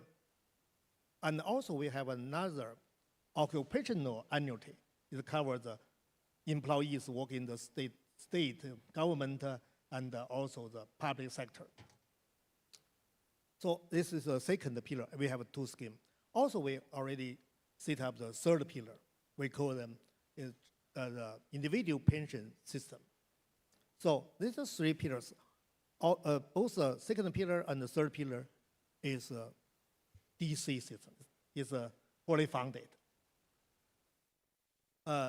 So the question, you know, these 3 systems, there are still a lot of problems. Not perfect. Everyone is not perfect. It's still a lot of problems we need to reform, need to improvement. But time is limited today, right now. So I want to just mention the one most important issues that China pension system they face. What is the most important issues for us today? You know, in my opinion, the most important thing for China is to building common understanding. What is the structure in the future for this 3-pillar system? In other words, China right now is first pillar is very big.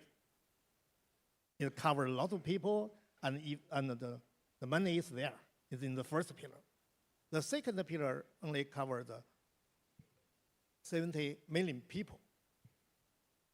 And there's some money there already. I will later mention. But third pillar is just started. So that means compared to the European, same thing. The public sector is quite, and for the second pillar, quite small. But the question, what's the direction?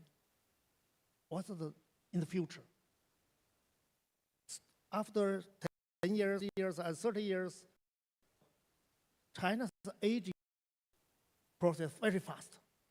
The next arrived, think about the 2000 or 2060. That means 30 years ago, 30 years later, that will be 1/3 of people will age over 65. So how this structure will be? There will be continue for the first pillar. Public pension is get so strong, and just like you mentioned, that the second pillar and the third pillar, the market will be increased for private pension. I think this is the key issues right now we face. But it's difficult, quite difficult to answer this question. No one can exactly to see 30 years ago, 30 years later, what the percentage of the first pillar and second pillar, third pillar, right? It's very difficult. They need a lot of research to do that. But I think it's possible and necessary to give the direction. What direction will be? Which way we will go? We will still, of course, the first pillar is very important. We should cover everyone. But we should think about what the function of the first pillar in this longevity area. If the first pillar right now, the benefit, like the returnees, the already retired people, and also for the people will be retired for next 5 or 10 years, their retirement income benefit mainly from the first pillar in China. They really rely on first pillar. But how about in the future? For the young people right now, they are 30, they are 25, and when they retire, they still rely on the first pillar? It's impossible. It's impossible. Because our first pillar is based on the pay-as-you-go system, and the contributor get this and this, but the benefit receiver, the returnees, get more and more increase. Even we delay the age of retired policy, but actually, it's still a lot of people will be retired, because in China a lot of baby booming in the 60s, 1960s. A lot of people will retire. So how about the future? Why I said, just you mentioned, any reform is very difficult, because right now, this arrangement is quite good for the people working in the public sector. Also, especially for this formal sector. Because of the system right now, if you contribute longer, if you contribute more, you'll get more benefit from the first pillar. So in the future, we can think about it. It continue to, first pillar to cover this middle income group and high income group, or first pillar should have protected low income group. This is the question, So if it's a direction very clear, we build in a common understanding. If the direction will be like the private pension increase, get more bigger, and the middle income and high income group will rely on the second and the third pillar, and the first pillar will get not so heavy burden.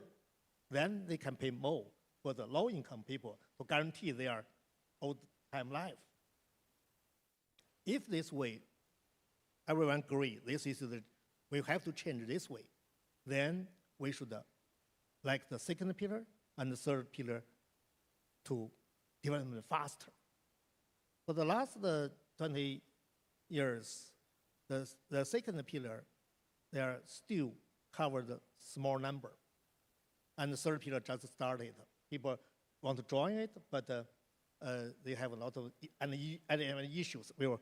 Professor Zhou will be answer that question. So I think the first is everyone should get an idea what for the young generation, for them, the public pension or private pension. Public pension protected who, and private pension for who. And I think we should learn from US. Also, we should learn from European, and compare their, experience, get together, get our reform for the China's pension. So if we can get the, if we reach this, we build this funding, it's way better because time is limited. We have, because the DC system is an accumulation system for the US, for some European countries. They to accumulate the money for the pension. And morning also, some experts mentioned that some countries, already see the money says it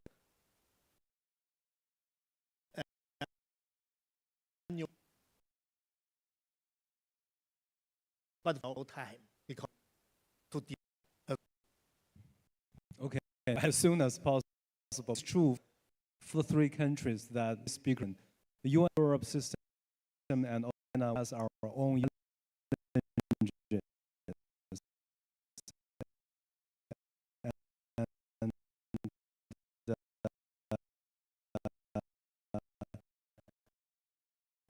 timing is running.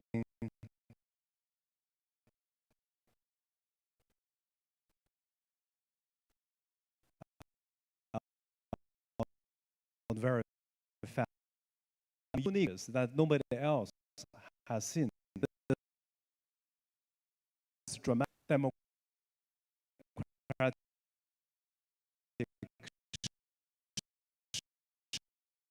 shift, and we have this on family is, and also if you look in a very interesting period already are real, and we're searching a pathway to reform our. So my question is, 40 years experience, particularly insurance industry, what do you think would be logic reform our pension? Okay, thank you, Jen. Good question, but it's too complicated. Number one, because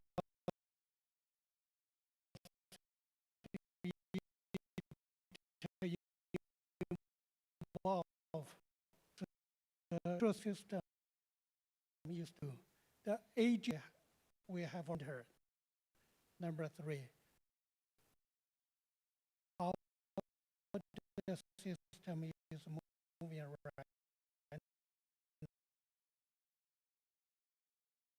now. 18/3 use some experience from Europe or Chinese price, which we to that. Still need for and have come to more how that whether or not prepare economic from macroeconomic perspective, the party can solve the problem whether the economic structure reform so future not you parties to support second population.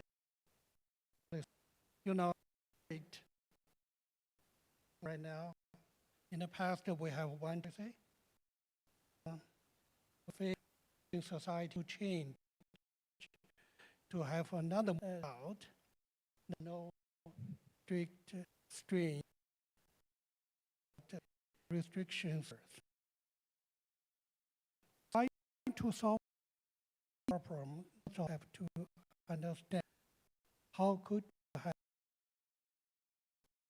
better economic policy solve it. That major. Second is to shape our for longevity.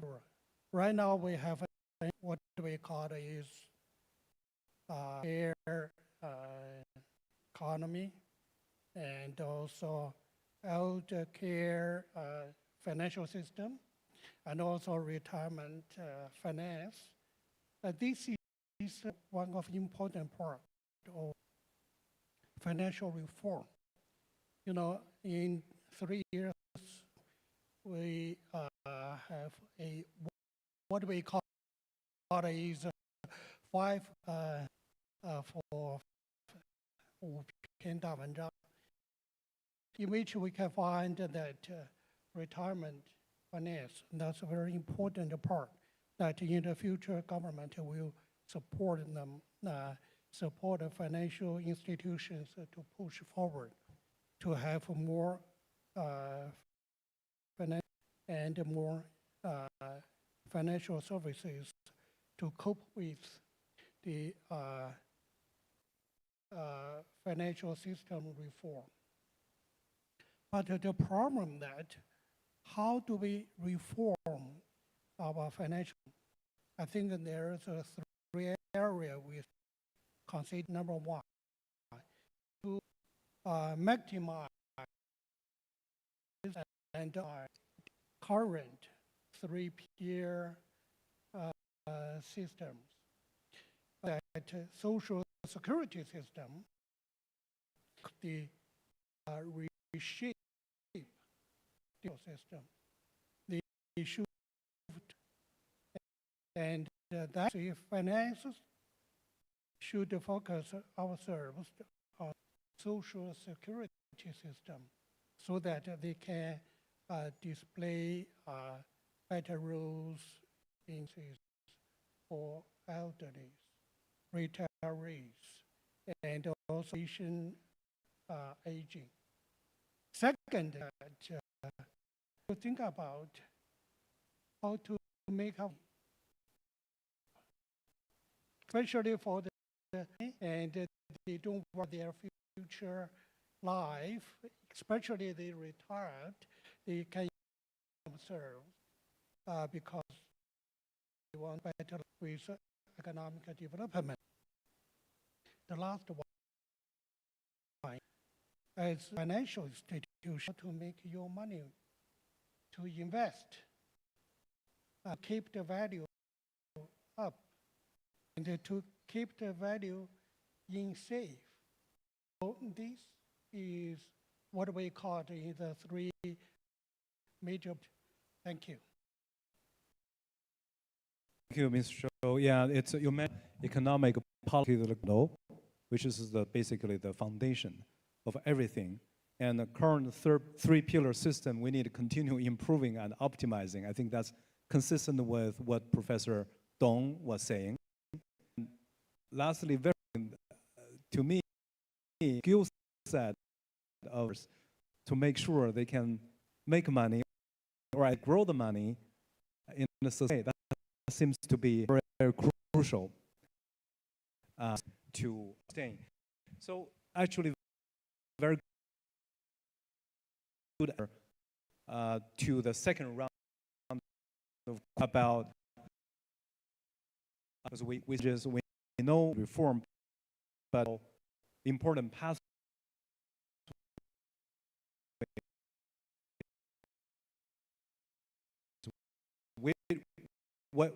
What could we do along each of? So I think I will go back to Rinaldi because I think people to one thing.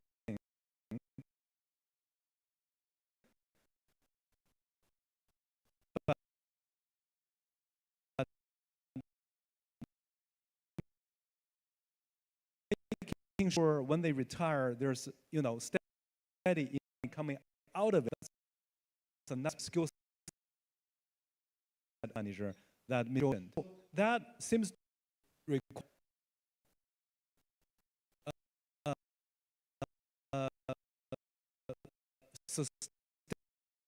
Thank you very much.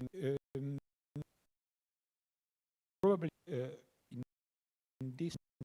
this context, what is you media is what's you have to want to go from dominant pay-as-you-go system, public managed, important role, financial institutions,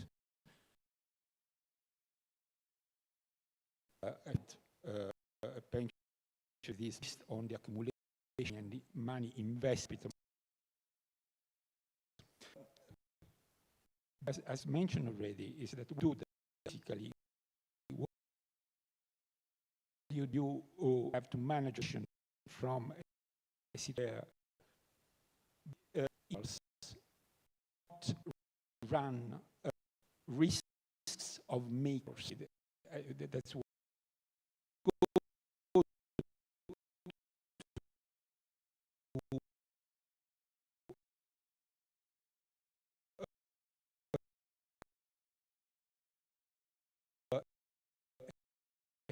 fund system,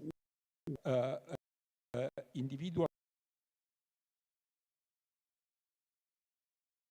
can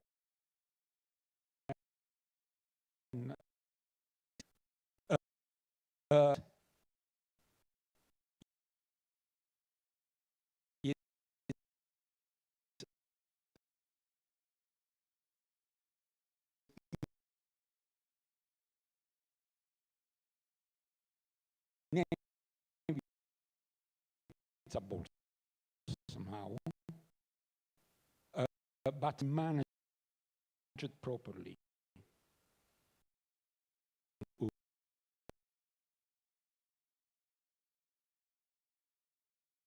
To decide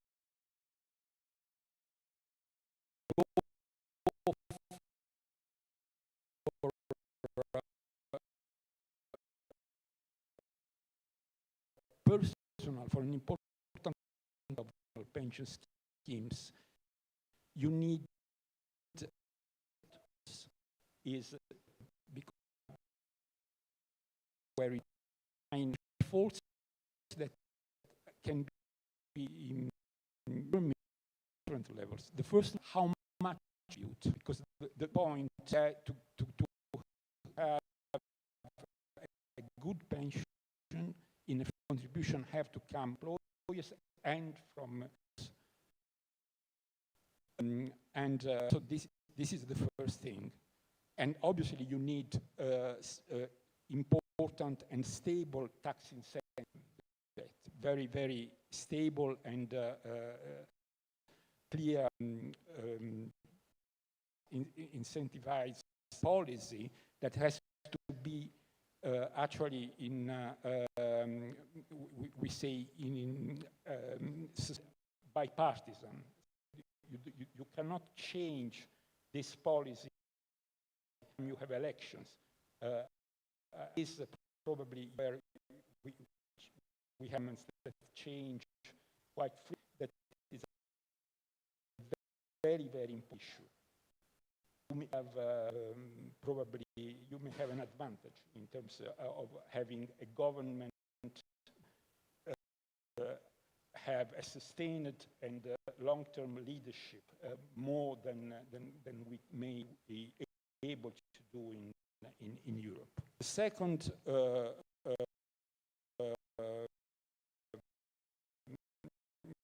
piece, guys, in Hast, and here it is very, very clear the consensus that we have with experts. The way to invest the so-called life cycle in strategy that basically means there's more risky assets when you are young and less when you become older.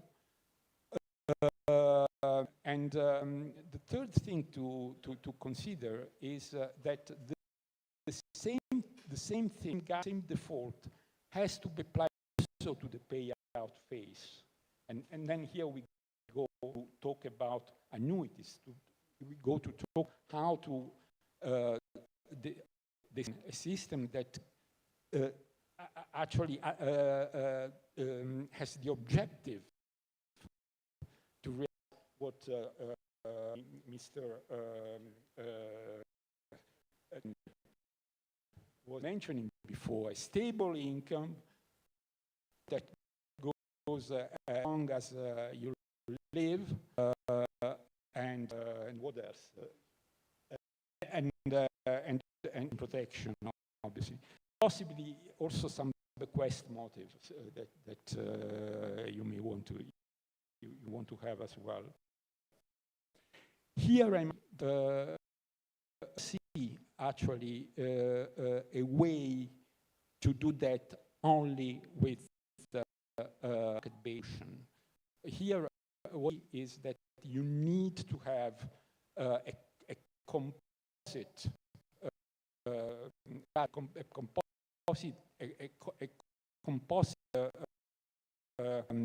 set of tools to do that. You still need to have the public budget, the public pension scheme to cover basic for everybody.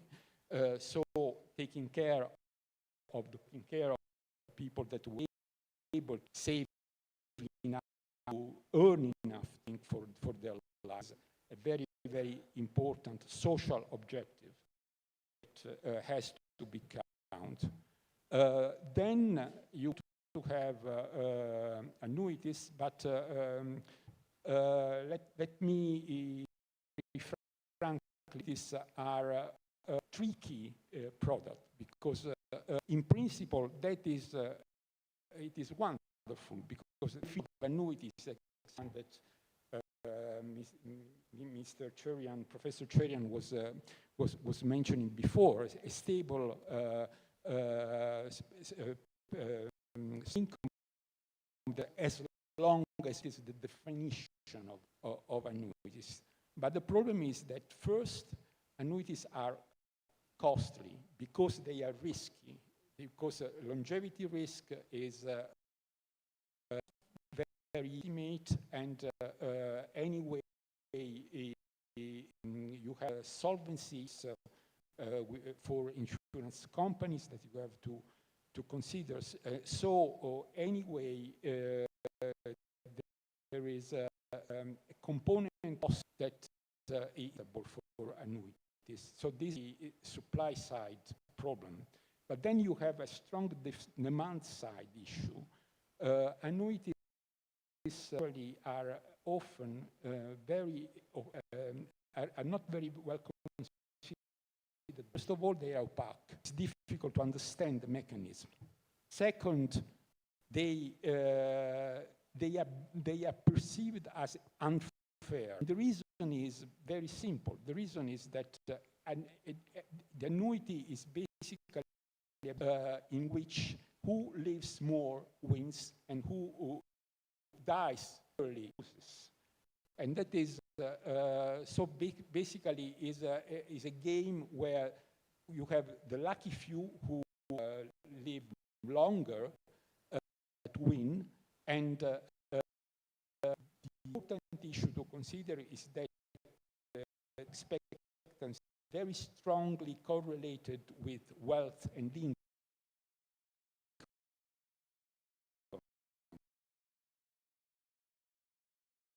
So basically, from a policy, it is not clear. Budget should really use annuities. It is tricky. For the comments. Sure. Yeah. Thank you. Mentioned the guide important, and also we need to between private sector-based solutions. Maybe it's a combination, but the question is, as Professor Dong mentioned, where is the balance? And importantly, you mentioned occupation of pensions. That's basically, as I understand, pillar that we're also working very hard to further improve. And very coincidentally, Professor Dong just finished policy project last year, making a new set of suggestions regarding pension reform in China. So my next question, maybe because we're talking about the pathway exploration and the potential solutions and then occupation, as you said, the portion is still not high. The coverage has much room to improve. What's your assessment of the current situation? As I we already set up the second pillar system, but the coverage is small, but the money accumulated gets bigger and bigger, right? For the end of last year, 8 trillion renminbi there. System half and half.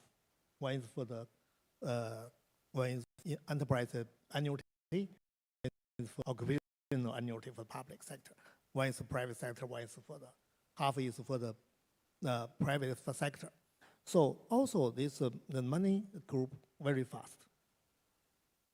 Even for the especially for the public sector, they just set up in 2019, and for the last 6 years, they grew up annually increases 30%, quite fast.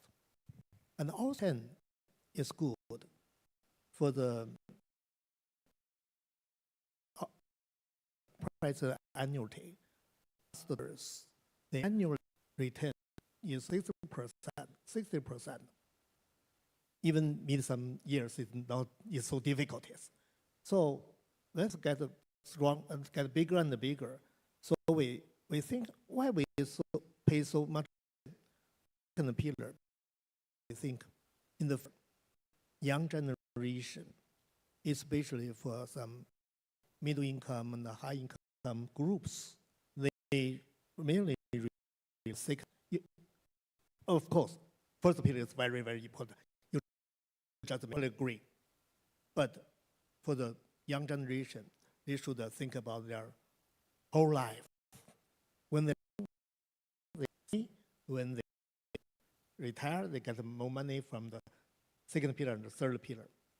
This is one way to think about it. Another way is so we want this money should put into the industry for the high industry.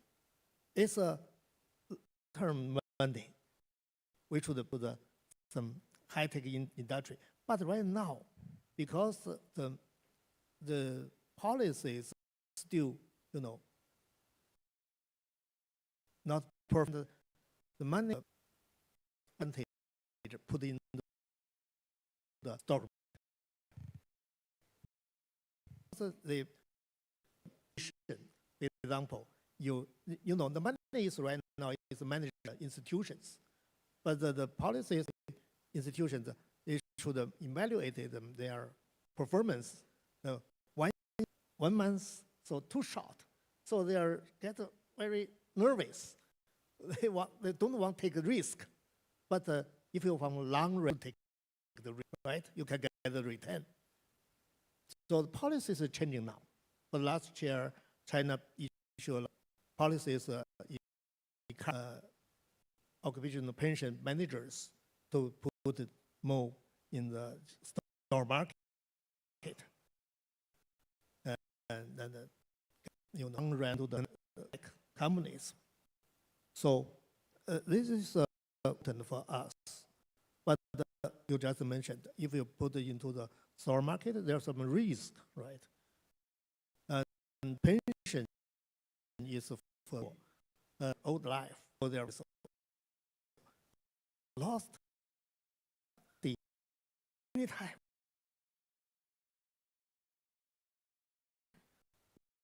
One like long run, see from last the annual 60%. If for the US also we can see a very close,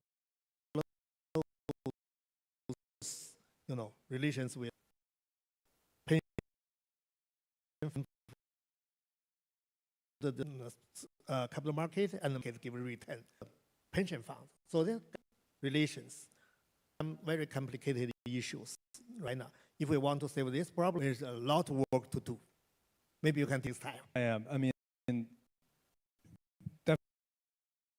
definitely, of is and good, but now like it's a very little portion put in the capital market, especially the stock market, the performance which is being updated. So I will take a further step this asset management angle to ask a question. Share, now the interest rate in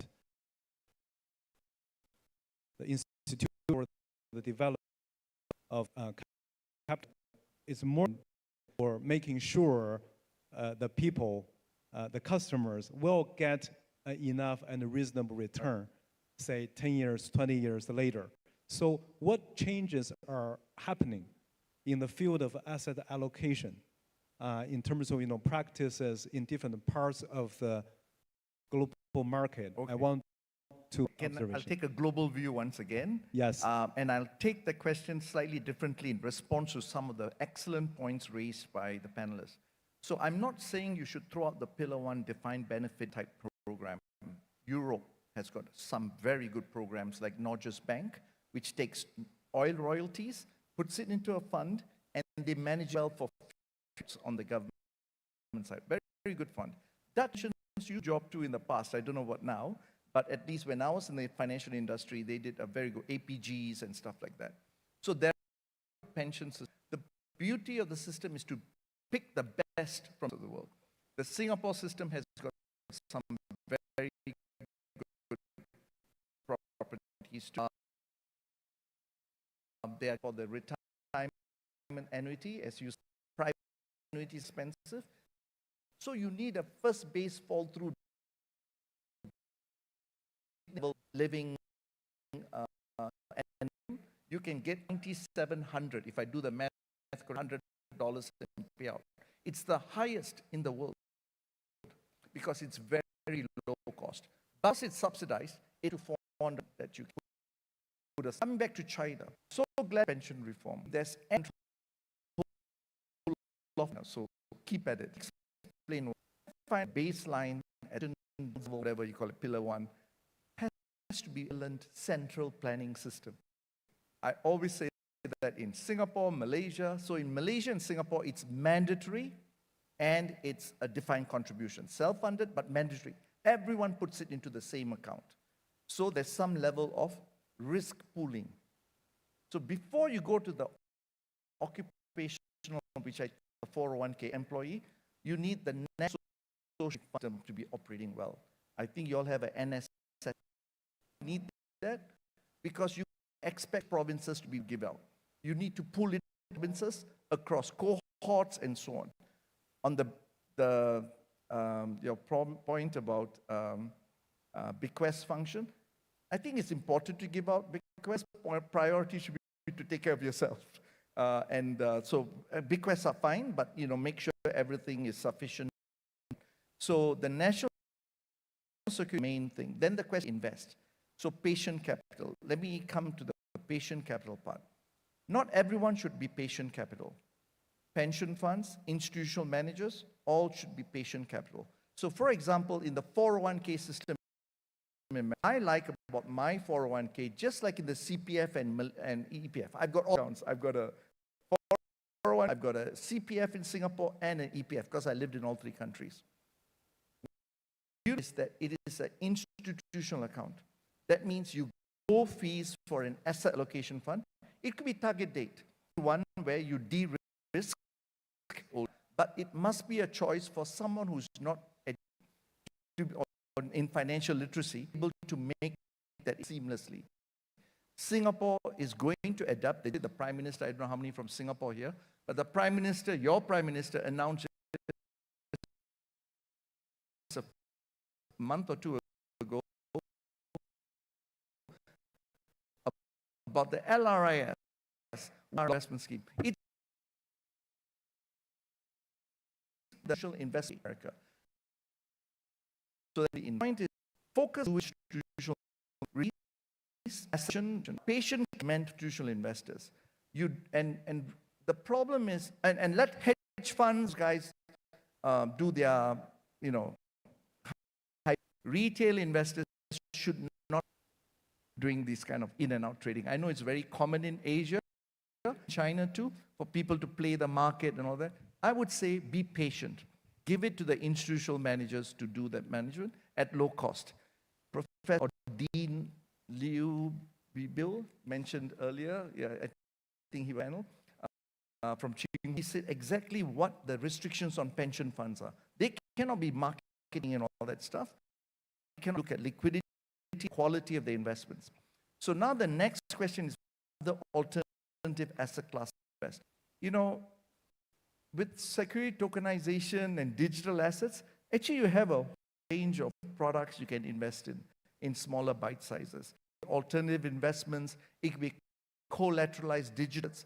So there's so many new asset classes that you can invest in. But the important thing is to be diversified across the asset spectrum. Don't expect retail investors the decision because you are passing the risk on to them, as Dr. Rinaldi mentioned. Some institutional framework to do that. I'm not saying everyone should be patient. The hedge funds, the liquidity providers play the market. The rest of us should invest in. The retail in the room would say, private institutional asset managers mandate a cent as the low-cost so to invest in. Now, Malaysia and Singapore 0, but they have a system to support the poor and underprivileged. There are systems, but the rich don't get a basic pension. You have to have your audit.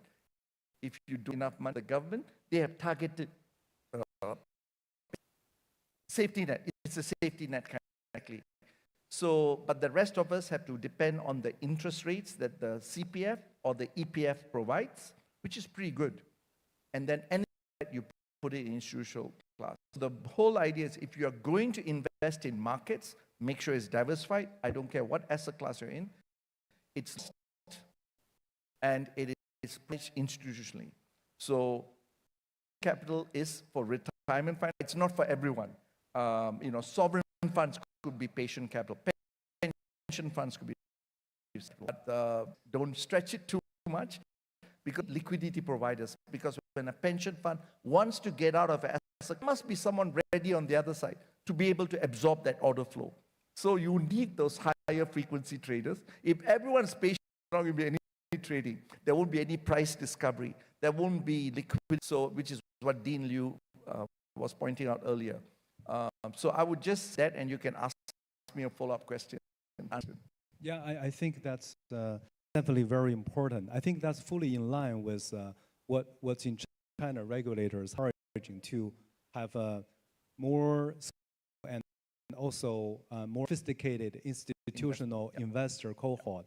And the good news is, if you look at the portion of retail investors in China's stock market, that ratio has been steadily declining. So I think that's a good news. Maybe not as fast as everybody would, but I think that it is very encouraging. But at the same time, there are policies that should smooth. Example, the default option for second pillar down. Once individual employee, automatically they will be assigned with a portfolio for the default option will kick the investing process off rather than letting the money sitting in a bank account for too long. So I think right now there are lots of work needed in China to actually get all these issues out. Yeah, I think there's a pretty unique challenge in China right now, and that's more related to protection, to insurance, because apparently if you look at the numbers, we're living long at a very fast pace. And then there comes at least two sources for risks. One is called longevity risk in insurance, right? Life insurance has to face a group of customers who are living longer, meaning their annuity products out longer to cover the living cost. That's a unique source of risk. And also, by living longer, you have this increasing burden from a health, chronic disease, aging-related disease that adds lots of challenges to health insurance providers. So that's unique opportunities, but also acute challenges in the insurance industry. So I think the next question will be for Mr. Zhou, based on your what unique role the industry should in this text. And I think you describe the activity area is coming. That's a good business opportunities for the companies. Mainly because, more and more people come to realize we need long-term protections, but the insurance company can provide such services. One, they can keep their money safe and keep the money keep the money year by year. They can invest, and there are very serious regulation by government financial regulators, and also, once they have a year-end operational account, they will check out whether it's suitable or not, whether they comply with the solvency margin requirement and also requirement. Basic requirement for portfolio structures for investment fund, especially retirement fund. So therefore, for the insurance company, that's a really good opportunities, not only to provide their insurance fund services, also for related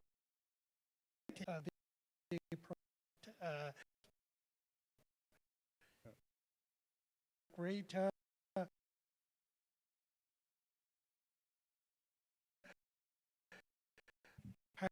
healthy service and long-term care is all part of their business. So in order to do better, government has published documents to support long-term let them to part of opportunities that the government take them, and the insurance can do their part better. Gray hair, so they can loss. Yeah. They care of their lives and they call a terminity. So the insurance work with government retirement communities to pay fees for them to take care of their funds. The investment money really regulated not only by the insurance regulators, but also by the government. So they can work together to keep the money safe and to prepare for the future and the rest of life of every here group of people. Thank you. Thank you. Yeah, that's actually very encouraging.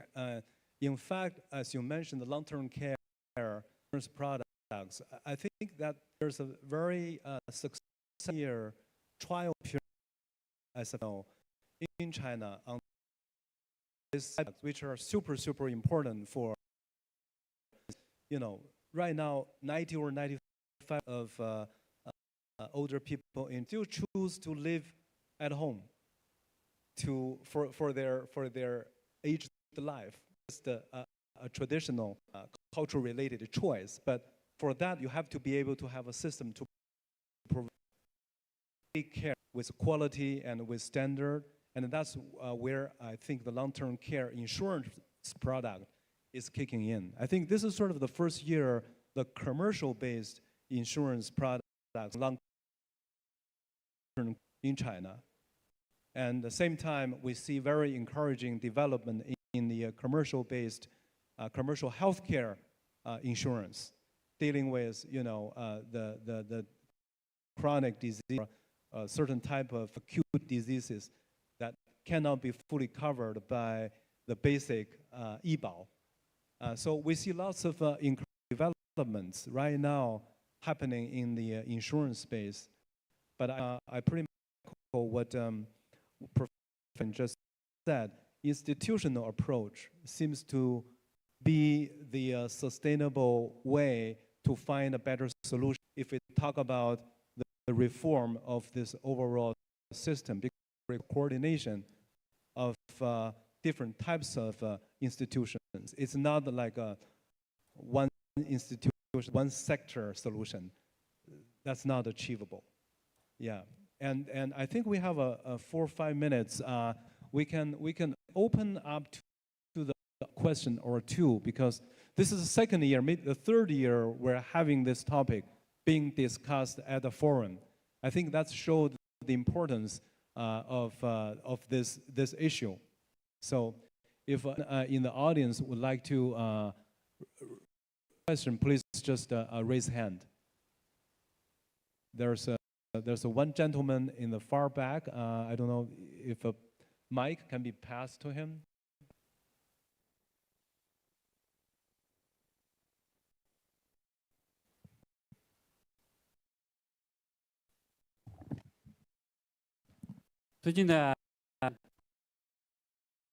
The moderator from the government and a member of the CPBCC Sichuan branch. There are a lot of innovative drugs in China amounting to 130 billion US dollars. Last year, for Q1, we have tens of billions of US dollars of output value from innovative drugs. But there's still a big gap between China and the United States in the development of innovative drugs. On the one hand, we need to strengthen. On the other, we must have insurance-based reimbursement mechanisms. So for commercial health insurance is taking off. But how can commercial health insurance better support the usage, the uptake of innovative drugs, so that innovative drugs could be further developed as one of the pillar industries in China, according to State Council, developing innovative drugs as one of the pillar industries. We used to be a follower in innovative drugs. We want to be a leader. How can the financial sector, how can financial regulators, including insurance companies, further enable innovative drug development? Such as ATC, antibody, and other innovative drugs. Can we make the innovative drug industry even better? Innovative drug development in the pharmaceutical industry, which is closely related to the aging society. I don't know which one of you would like to shed some lights, please. I try my best to answer his questions. Good question. Because Good question. he asked me in Chinese. I will answer them in Chinese to return. And now, just now, he stand asking questions. I will stand to answer your questions. You know, 现在 Well, President, talking about, please be seated. It's my turn to stand up. To reciprocate, I'm standing up to answer your question. But after asking your question, you can be seated. First, about innovative drugs. Well, the government is thinking about concrete policy packages to further support the development of innovative drugs. Please rest reassured. Some time ago, in Lecheng of Hainan province, an insurance sector session was convened to talk about how insurance can further support innovative drugs and imported drugs to treat some rare diseases in China, because for some rare diseases, there's a lack of a supply of drugs in China. This issue has to be incorporated into the drug management, the financial market development plan, and the insurance sector development plans. So that's the overarching message I want to tell you. Second, insurance companies are researching into ways how to better support innovative drugs usage to treat rare diseases and other diseases. It has now 150 plus diseases have been incorporated into insurance reimbursement. There's a host of innovative insurance products to support the consumption of innovative drugs. I have only 1 minute left. I'm giving you a reading answer. In the future, when it comes to health, the consumption of innovative drugs, the government insurance industry will give it a top priority. Thank you. Thank you. Great question. Actually, you see, clearly we need more time.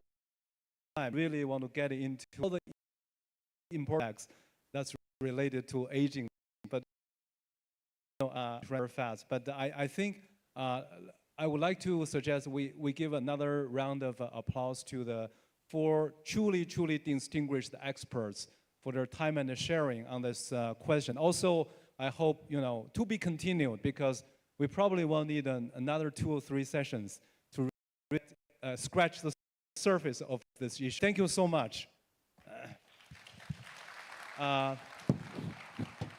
Maybe we can have a group photo before we concluding this session. Thank you.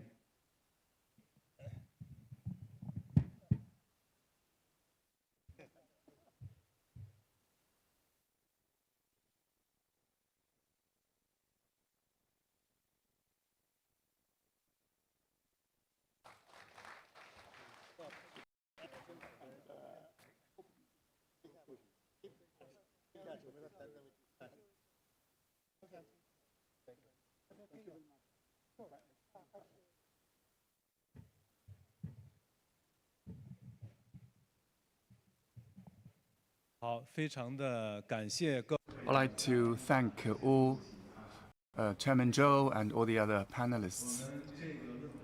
That has wrapped up this session.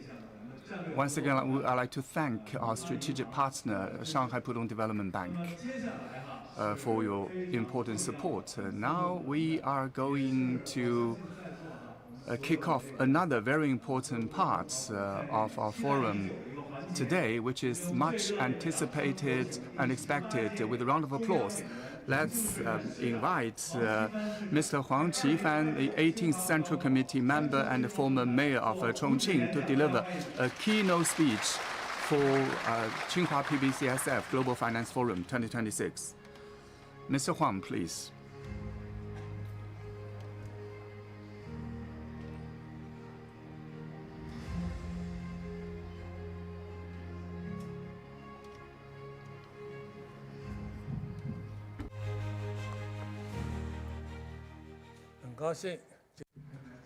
It's my great delight to attend the Global Financial Forum held by Tsinghua PBC School of Finance in Chengdu. As one who delivers the closing remark, I know I must be brief within 20 minutes. So I would like to pick up the topic which you have been following closely this year. The beginning of the year, a very sensational message for global financial sector. That was China's net export surplus. Export and import trade surplus has exceeded 1.2 trillion US dollars. This number is very impressive because in the past century, all the developed economies, especially the ones with a strong trade performance, the highest trade surplus, for example, Germany had delivered 700 billion for US and 700 billion for Japan. In the past 3 decades, for China, the highest surplus record was also 700 billion US dollars. So on average, it seemed that the trade surplus of 700 billion US dollars was already an astronomical number. However, last year, we hit a record high of 4 trillion US dollars, far surpassing 700 billion. First, on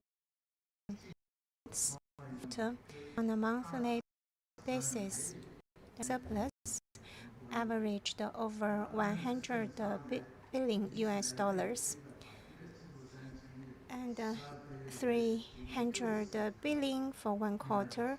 So for this, we can safely arrive at a trade surplus of 1.2 billion US dollars. Again, this is thought-provoking.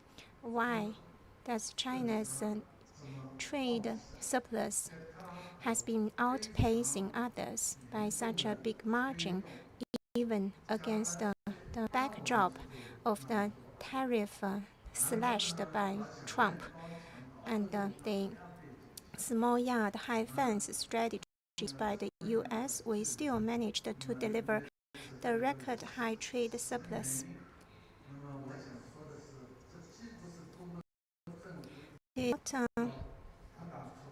The express with intention by the Chinese government. In the decade, the Chinese government has been focusing on promoting increasing import tariff and explore the markets. We have dual circulation, both can international markets. Against this backdrop, we still welcomed such enormous number of trade surplus. I believe the major reason was because in the decade manufactured in China 2025 delivered 5 major historical outcomes. First, manufacturing in China last year took up 32.5% of the global total. The world has a tripolar system. China manufacturing is 1/3 of the world's total. US plus 26 EU members plus UK, Canada, and Australia, and other economically strong countries, altogether 30, take up the second 1/3. 150 plus developing countries have the total manufacturing taking 1/3 of the world's total.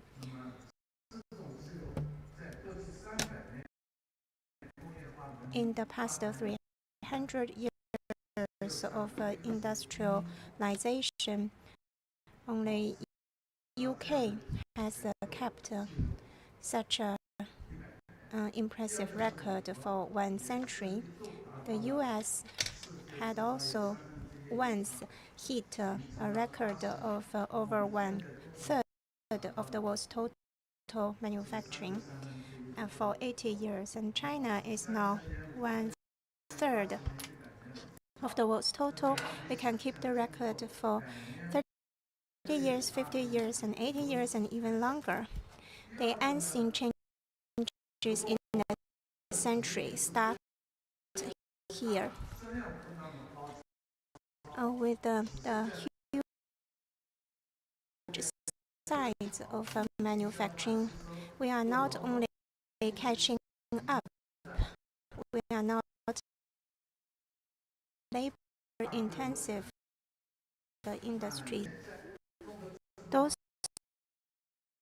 were problematic manufactured in China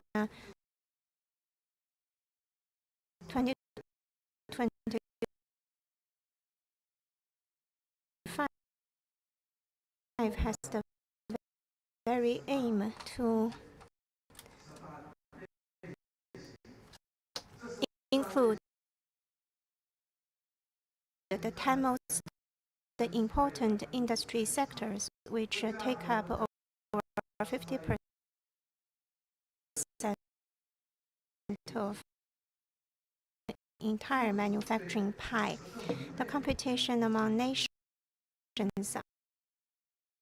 are the very competition of these 10 manufacturing sectors. In 2010, in each of these sectors, we were laggard.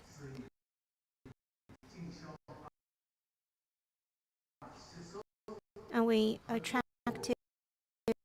introduced technologies, make our self-digestion and make improvement. After years of efforts, manufactured in China 2025 have made a breakthrough in all 5 categories. We become the forerunner.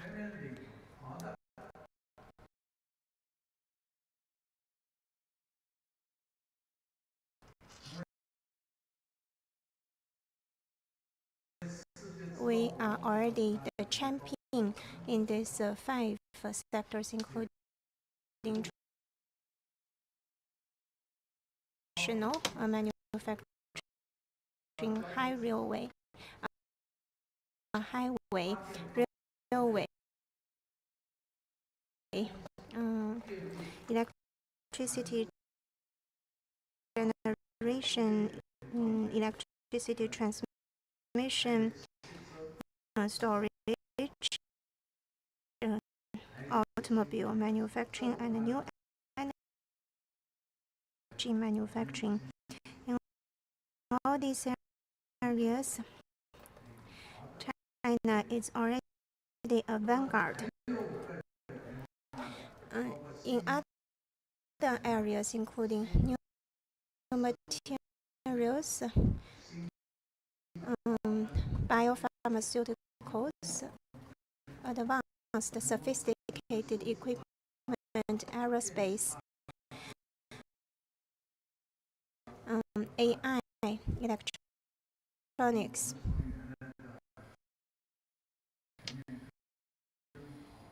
We were no longer follower. We are abreast with other advanced ones, and because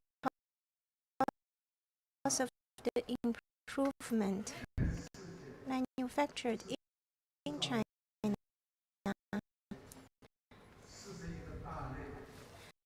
has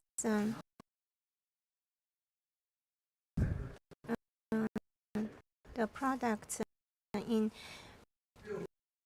200 species branches and 600 sub-branches,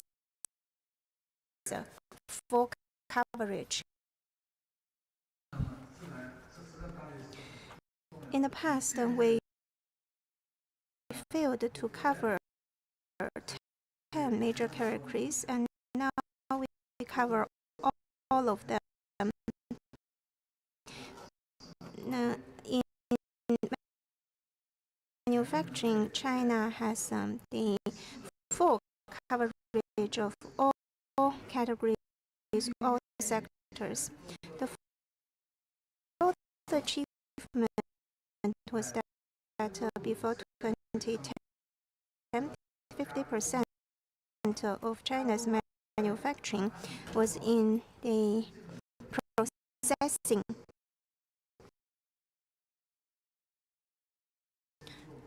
Even for air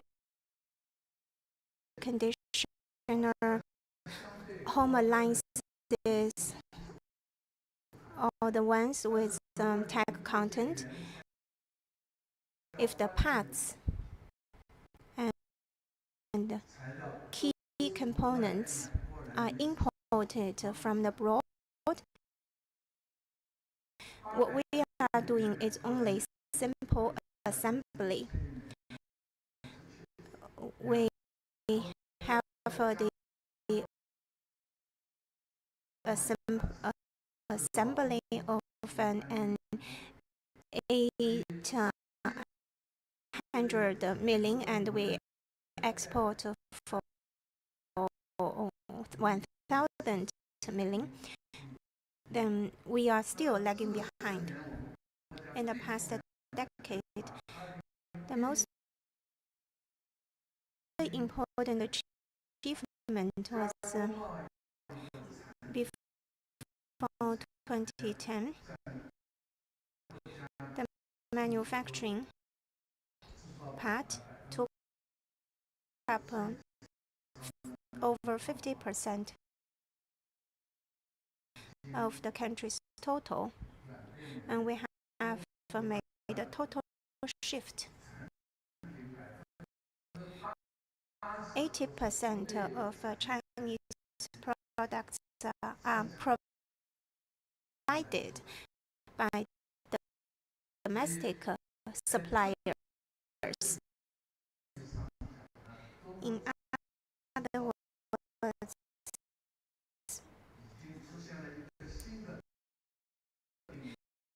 made in China is newly defined. Like MIT in 2018 has adopted a new national standard. Made in China refers to the products with 80% of the components of the key components and added value come from proprietary suppliers, either public or private companies, with added value of over 80%.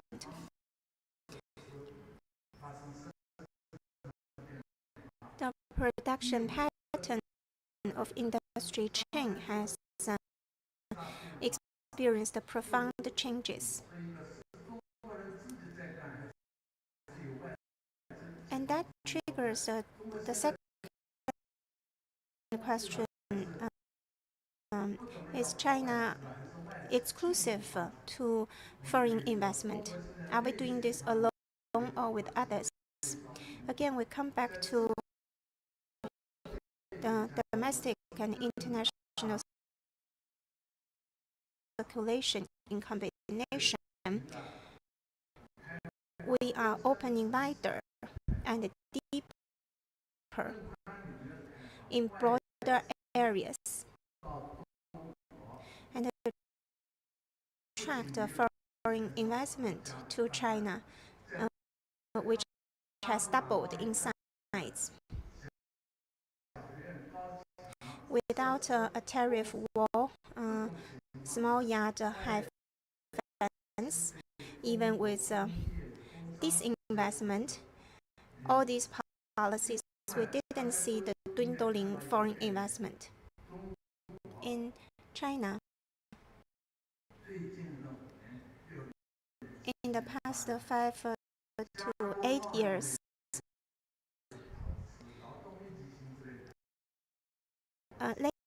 labor-intensive investment and processing investment have been decreasing.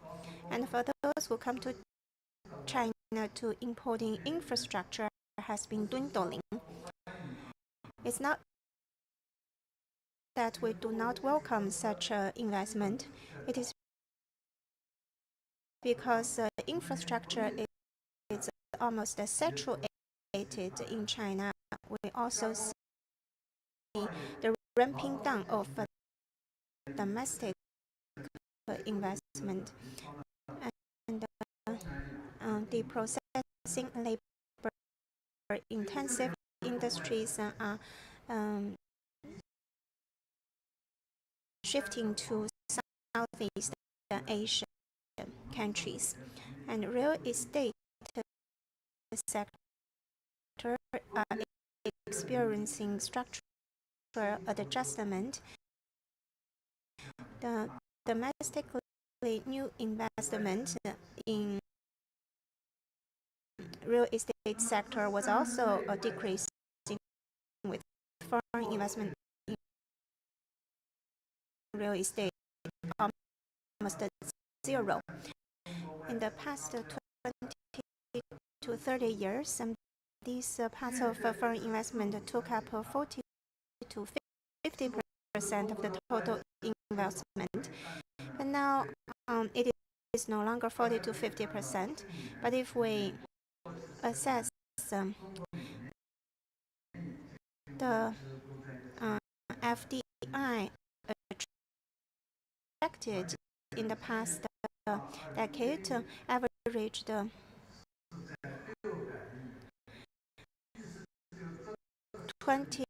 210 billion compared with the 60 billion in the previous decade.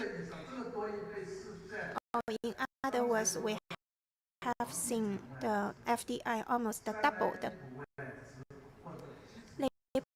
Labor-intensive real estate FDI have decreased by half, but the total FDI has doubled, and this speaks volume of how interested the foreign investors are in China's industry investment. Well, all these are readily available data online. I'd like to save words for explanation. A conclusion is that foreign investment in Chinese industries have driven the job market by 7.4%, 30 million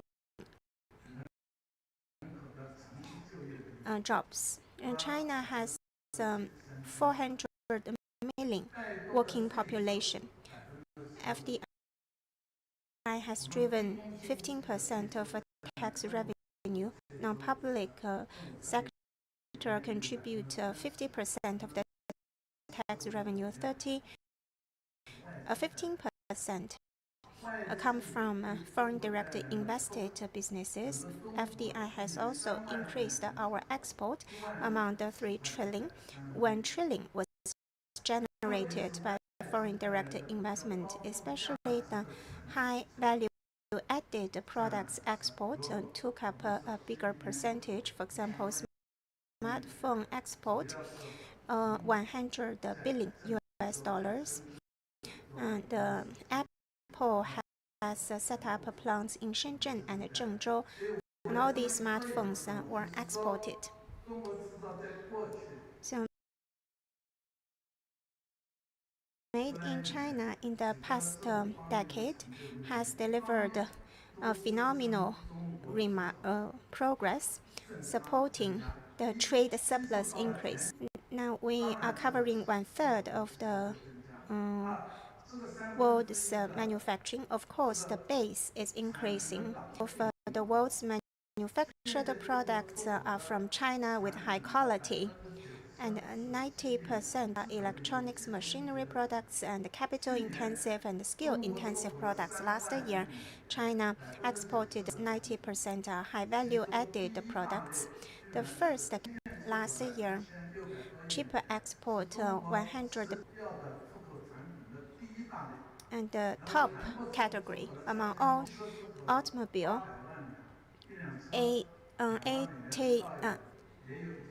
the total value stood at over 100, and others, to sum it up, 90 exported products are machinery rather than or process and labor-intensive products. The export structure has experienced profound changes. Third, in the past, for every 100 will be contributed by 80 billion of and the surplus was minimal. But for export nowadays, since most and key components were manufactured domestically, we see the third of the products export and promoted by foreign direct invested companies. So for the 1.2 surplus enjoyed by China are just natural gains. It was mentioned by the Chinese government. It was not because of favorable encouraging policies. Rather, it is a very natural prosperity and about the Chinese manufacturing industries. My second thinking is that among the 1.3 billion US dollars, can it be sustained in the long term? Economics had a law. Long-term is reasonable, but long-term deficit is not good. However, if a super surplus may lead to trade friction, long-term national surplus at 2 to 3% of the GDP can be sustained. It's justified, and it in the development of the country and can have the peaceful coexistence and can be a national community. So 3% of our GDP, 2 trillion US dollars, that is 400 dollars. And now we have 1.2 trillion US dollars. It is GDP. If the trade surplus is too big, there are several ways. First, a moderate appreciation rate. We are not advocating exaggeration in the appreciation like what Japan did. Surging of the Japanese yen within 1 year, forced by yuan 1 to 120, 1 to 90. Because of the Japanese yen depreciation, it led to a halt of the Japanese economy. Moderate appreciation on a yearly basis and 1 RMB every 5 years, appreciation was only 15%. That is reasonable. And we can also consumers to have a bigger shopping power in overseas market. It can also, of course, it may compromise our export. Appreciation of RMB has another advantage. It has been strategized as follows. In 2030, GDP will reach 26,000 US dollars. Compared with dollars, it will be doubled. This is the goal of the 15th five-year annual growth. It's 5%, 10 years. Plus multiplied by 10 years cannot have it doubled. Increase our per capita GDP by 7% annually, so that we can reach 26,000 US dollars. But why didn't we set it at the per capita GDP? It's because China has factored into consideration RMB appreciation. When the dollars, the Chinese people, the China of the middle class developed country. So the appreciation of the RMB for the recent month from 7.3 to 6.8 against the US dollar. So there is still room not appreciate to 5 yuan or 4 yuan as a 35. It might be 6 yuan for each. Secondly, if we put certain constraints on the export surplus, then we need to put tax rebates. Our current annual export rebate, the value-added tax is some commodities enjoy the rebate of 9% and some 7%. End of year, the total tax rebate 3 trillion yuan. And in fact, we need to reduce the tax rebate products and the PV products. And currently, China has already adopted some measures since Q1 tax rebate. And in equivalence, it reduces the subsidy on money on the rebate, which is equivalent to 3 trillion yuan, can be used by rural residents to improve their income. There is money, there is a way to spend that money. And the country close to zero continues to support the payments, low tariff. School of Finance.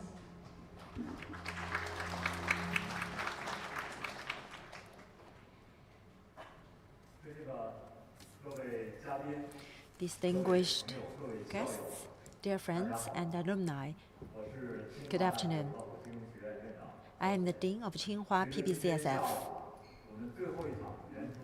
As the last panel discussion comes to an end, and with the wonderful keynote speech by former Mayor Huang Qifan, we are now close to the grand wrap-up of the 2026 Tsinghua PBCSF Global Financial Forum.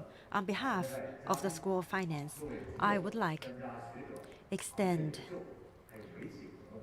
gratitude to all the guests from home and abroad, all the scholars, experts, industry leaders, and friends from the media. Thank you very much for sharing with us your insights. You have deepened these discussions and the forum. I would also like to thank Sichuan Province and Chengdu City for the staunch support to our forum.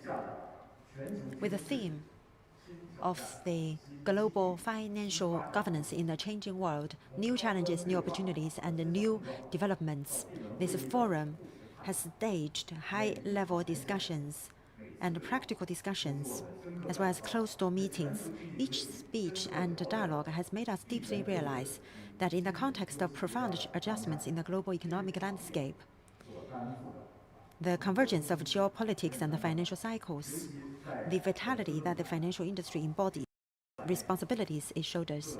In the welcome dinner, Governor Zhou Xiaochuan made a very important and wonderful keynote speech, which laid and set the tone for our forum and established the argument. His core ideas ran through the entire forum, condensed broad consensus, and became a valuable asset for this forum. Governor Zhou emphasized that the ultimate criteria for testing financial innovation is the contribution it made to the real economy and the well-being of the people. China, when doing its own things well and in a stable manner, can make the most contributions for the global financial governance. I think it's very strategic and thoughtful. And in the closing remarks, let me briefly summarize our achievements in this forum. First, during this forum, we focused on the profound changes in the global economy and the finance and the reconstruction of the system. At the opening ceremony, Mr. Zhu Min, Professor Michael Spence, and Mr. Masaharu Shirakawa's high-end dialogue set the tone for the entire forum with in-depth reflections. The three guests unanimously agreed that the current global economy is facing challenges such as slowing growth, rising inflation, frequent geopolitical conflicts, and rising debt pressure. While traditional macroeconomic policies are limited in their response, central banks must adhere to their core functions of price stability, maintain policy prudence and independence. And AI is becoming a new driving force that reshapes productivity and economic structure. The countries should leverage their own endowments to promote the practical application and development of AI. In terms of the international monetary system, Mr. Zhu Min also emphasized that the world needs a new and balanced monetary system. He particularly proposed strong RMB as a very important concept.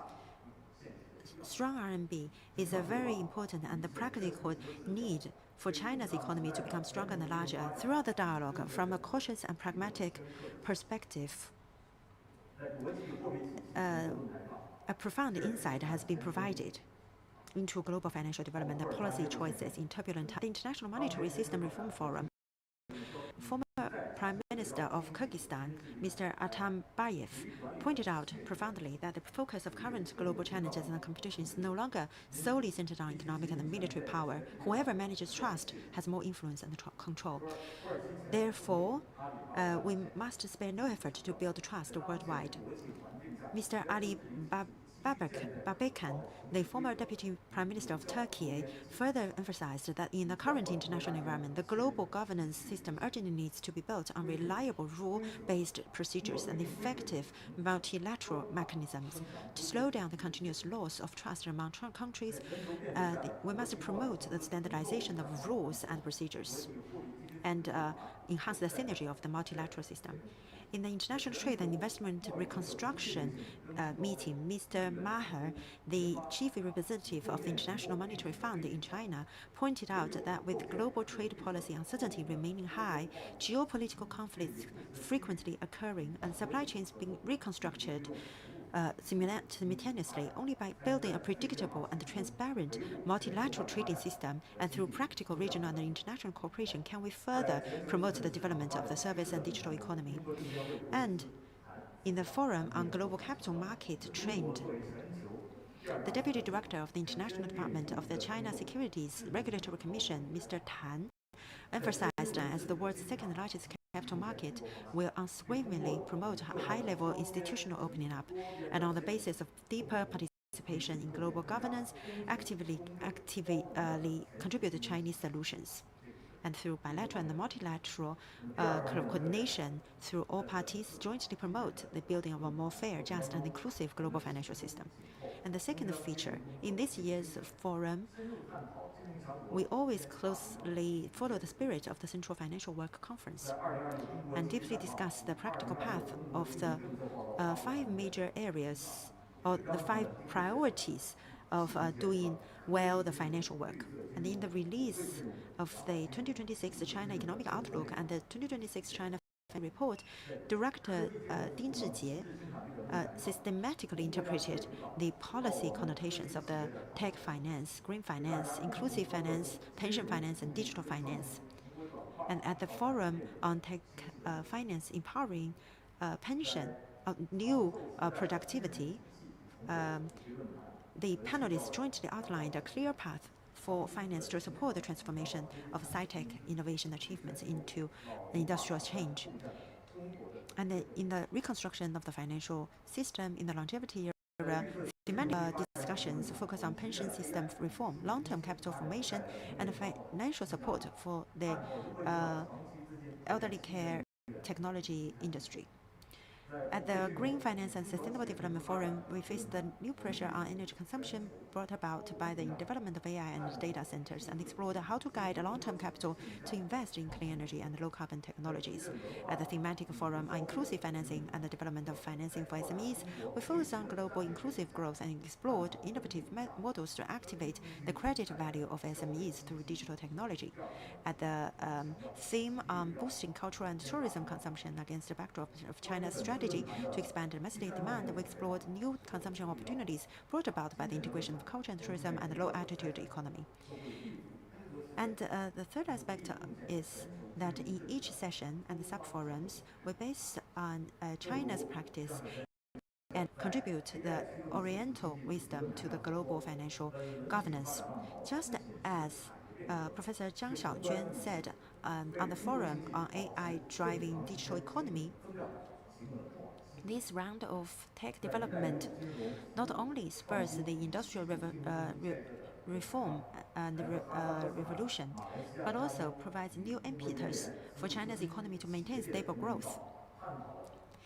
And at the session on financial service innovation along the Belt and Road Initiative and the construction of financial center in Western China, guests from Kazakhstan and Malaysia, together with their counterparts from China Union Pay and the Silk Road Fund, explored Chengdu's role as a core financial center in Western China and how it can exert its driving effect.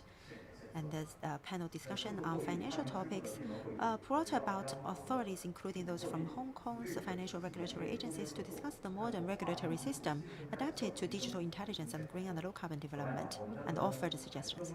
The closed-door meeting on digital currency and cross-border payment focused on the central bank's digital currency, the evolution of the SWIFT system, and the multilateral cooperation.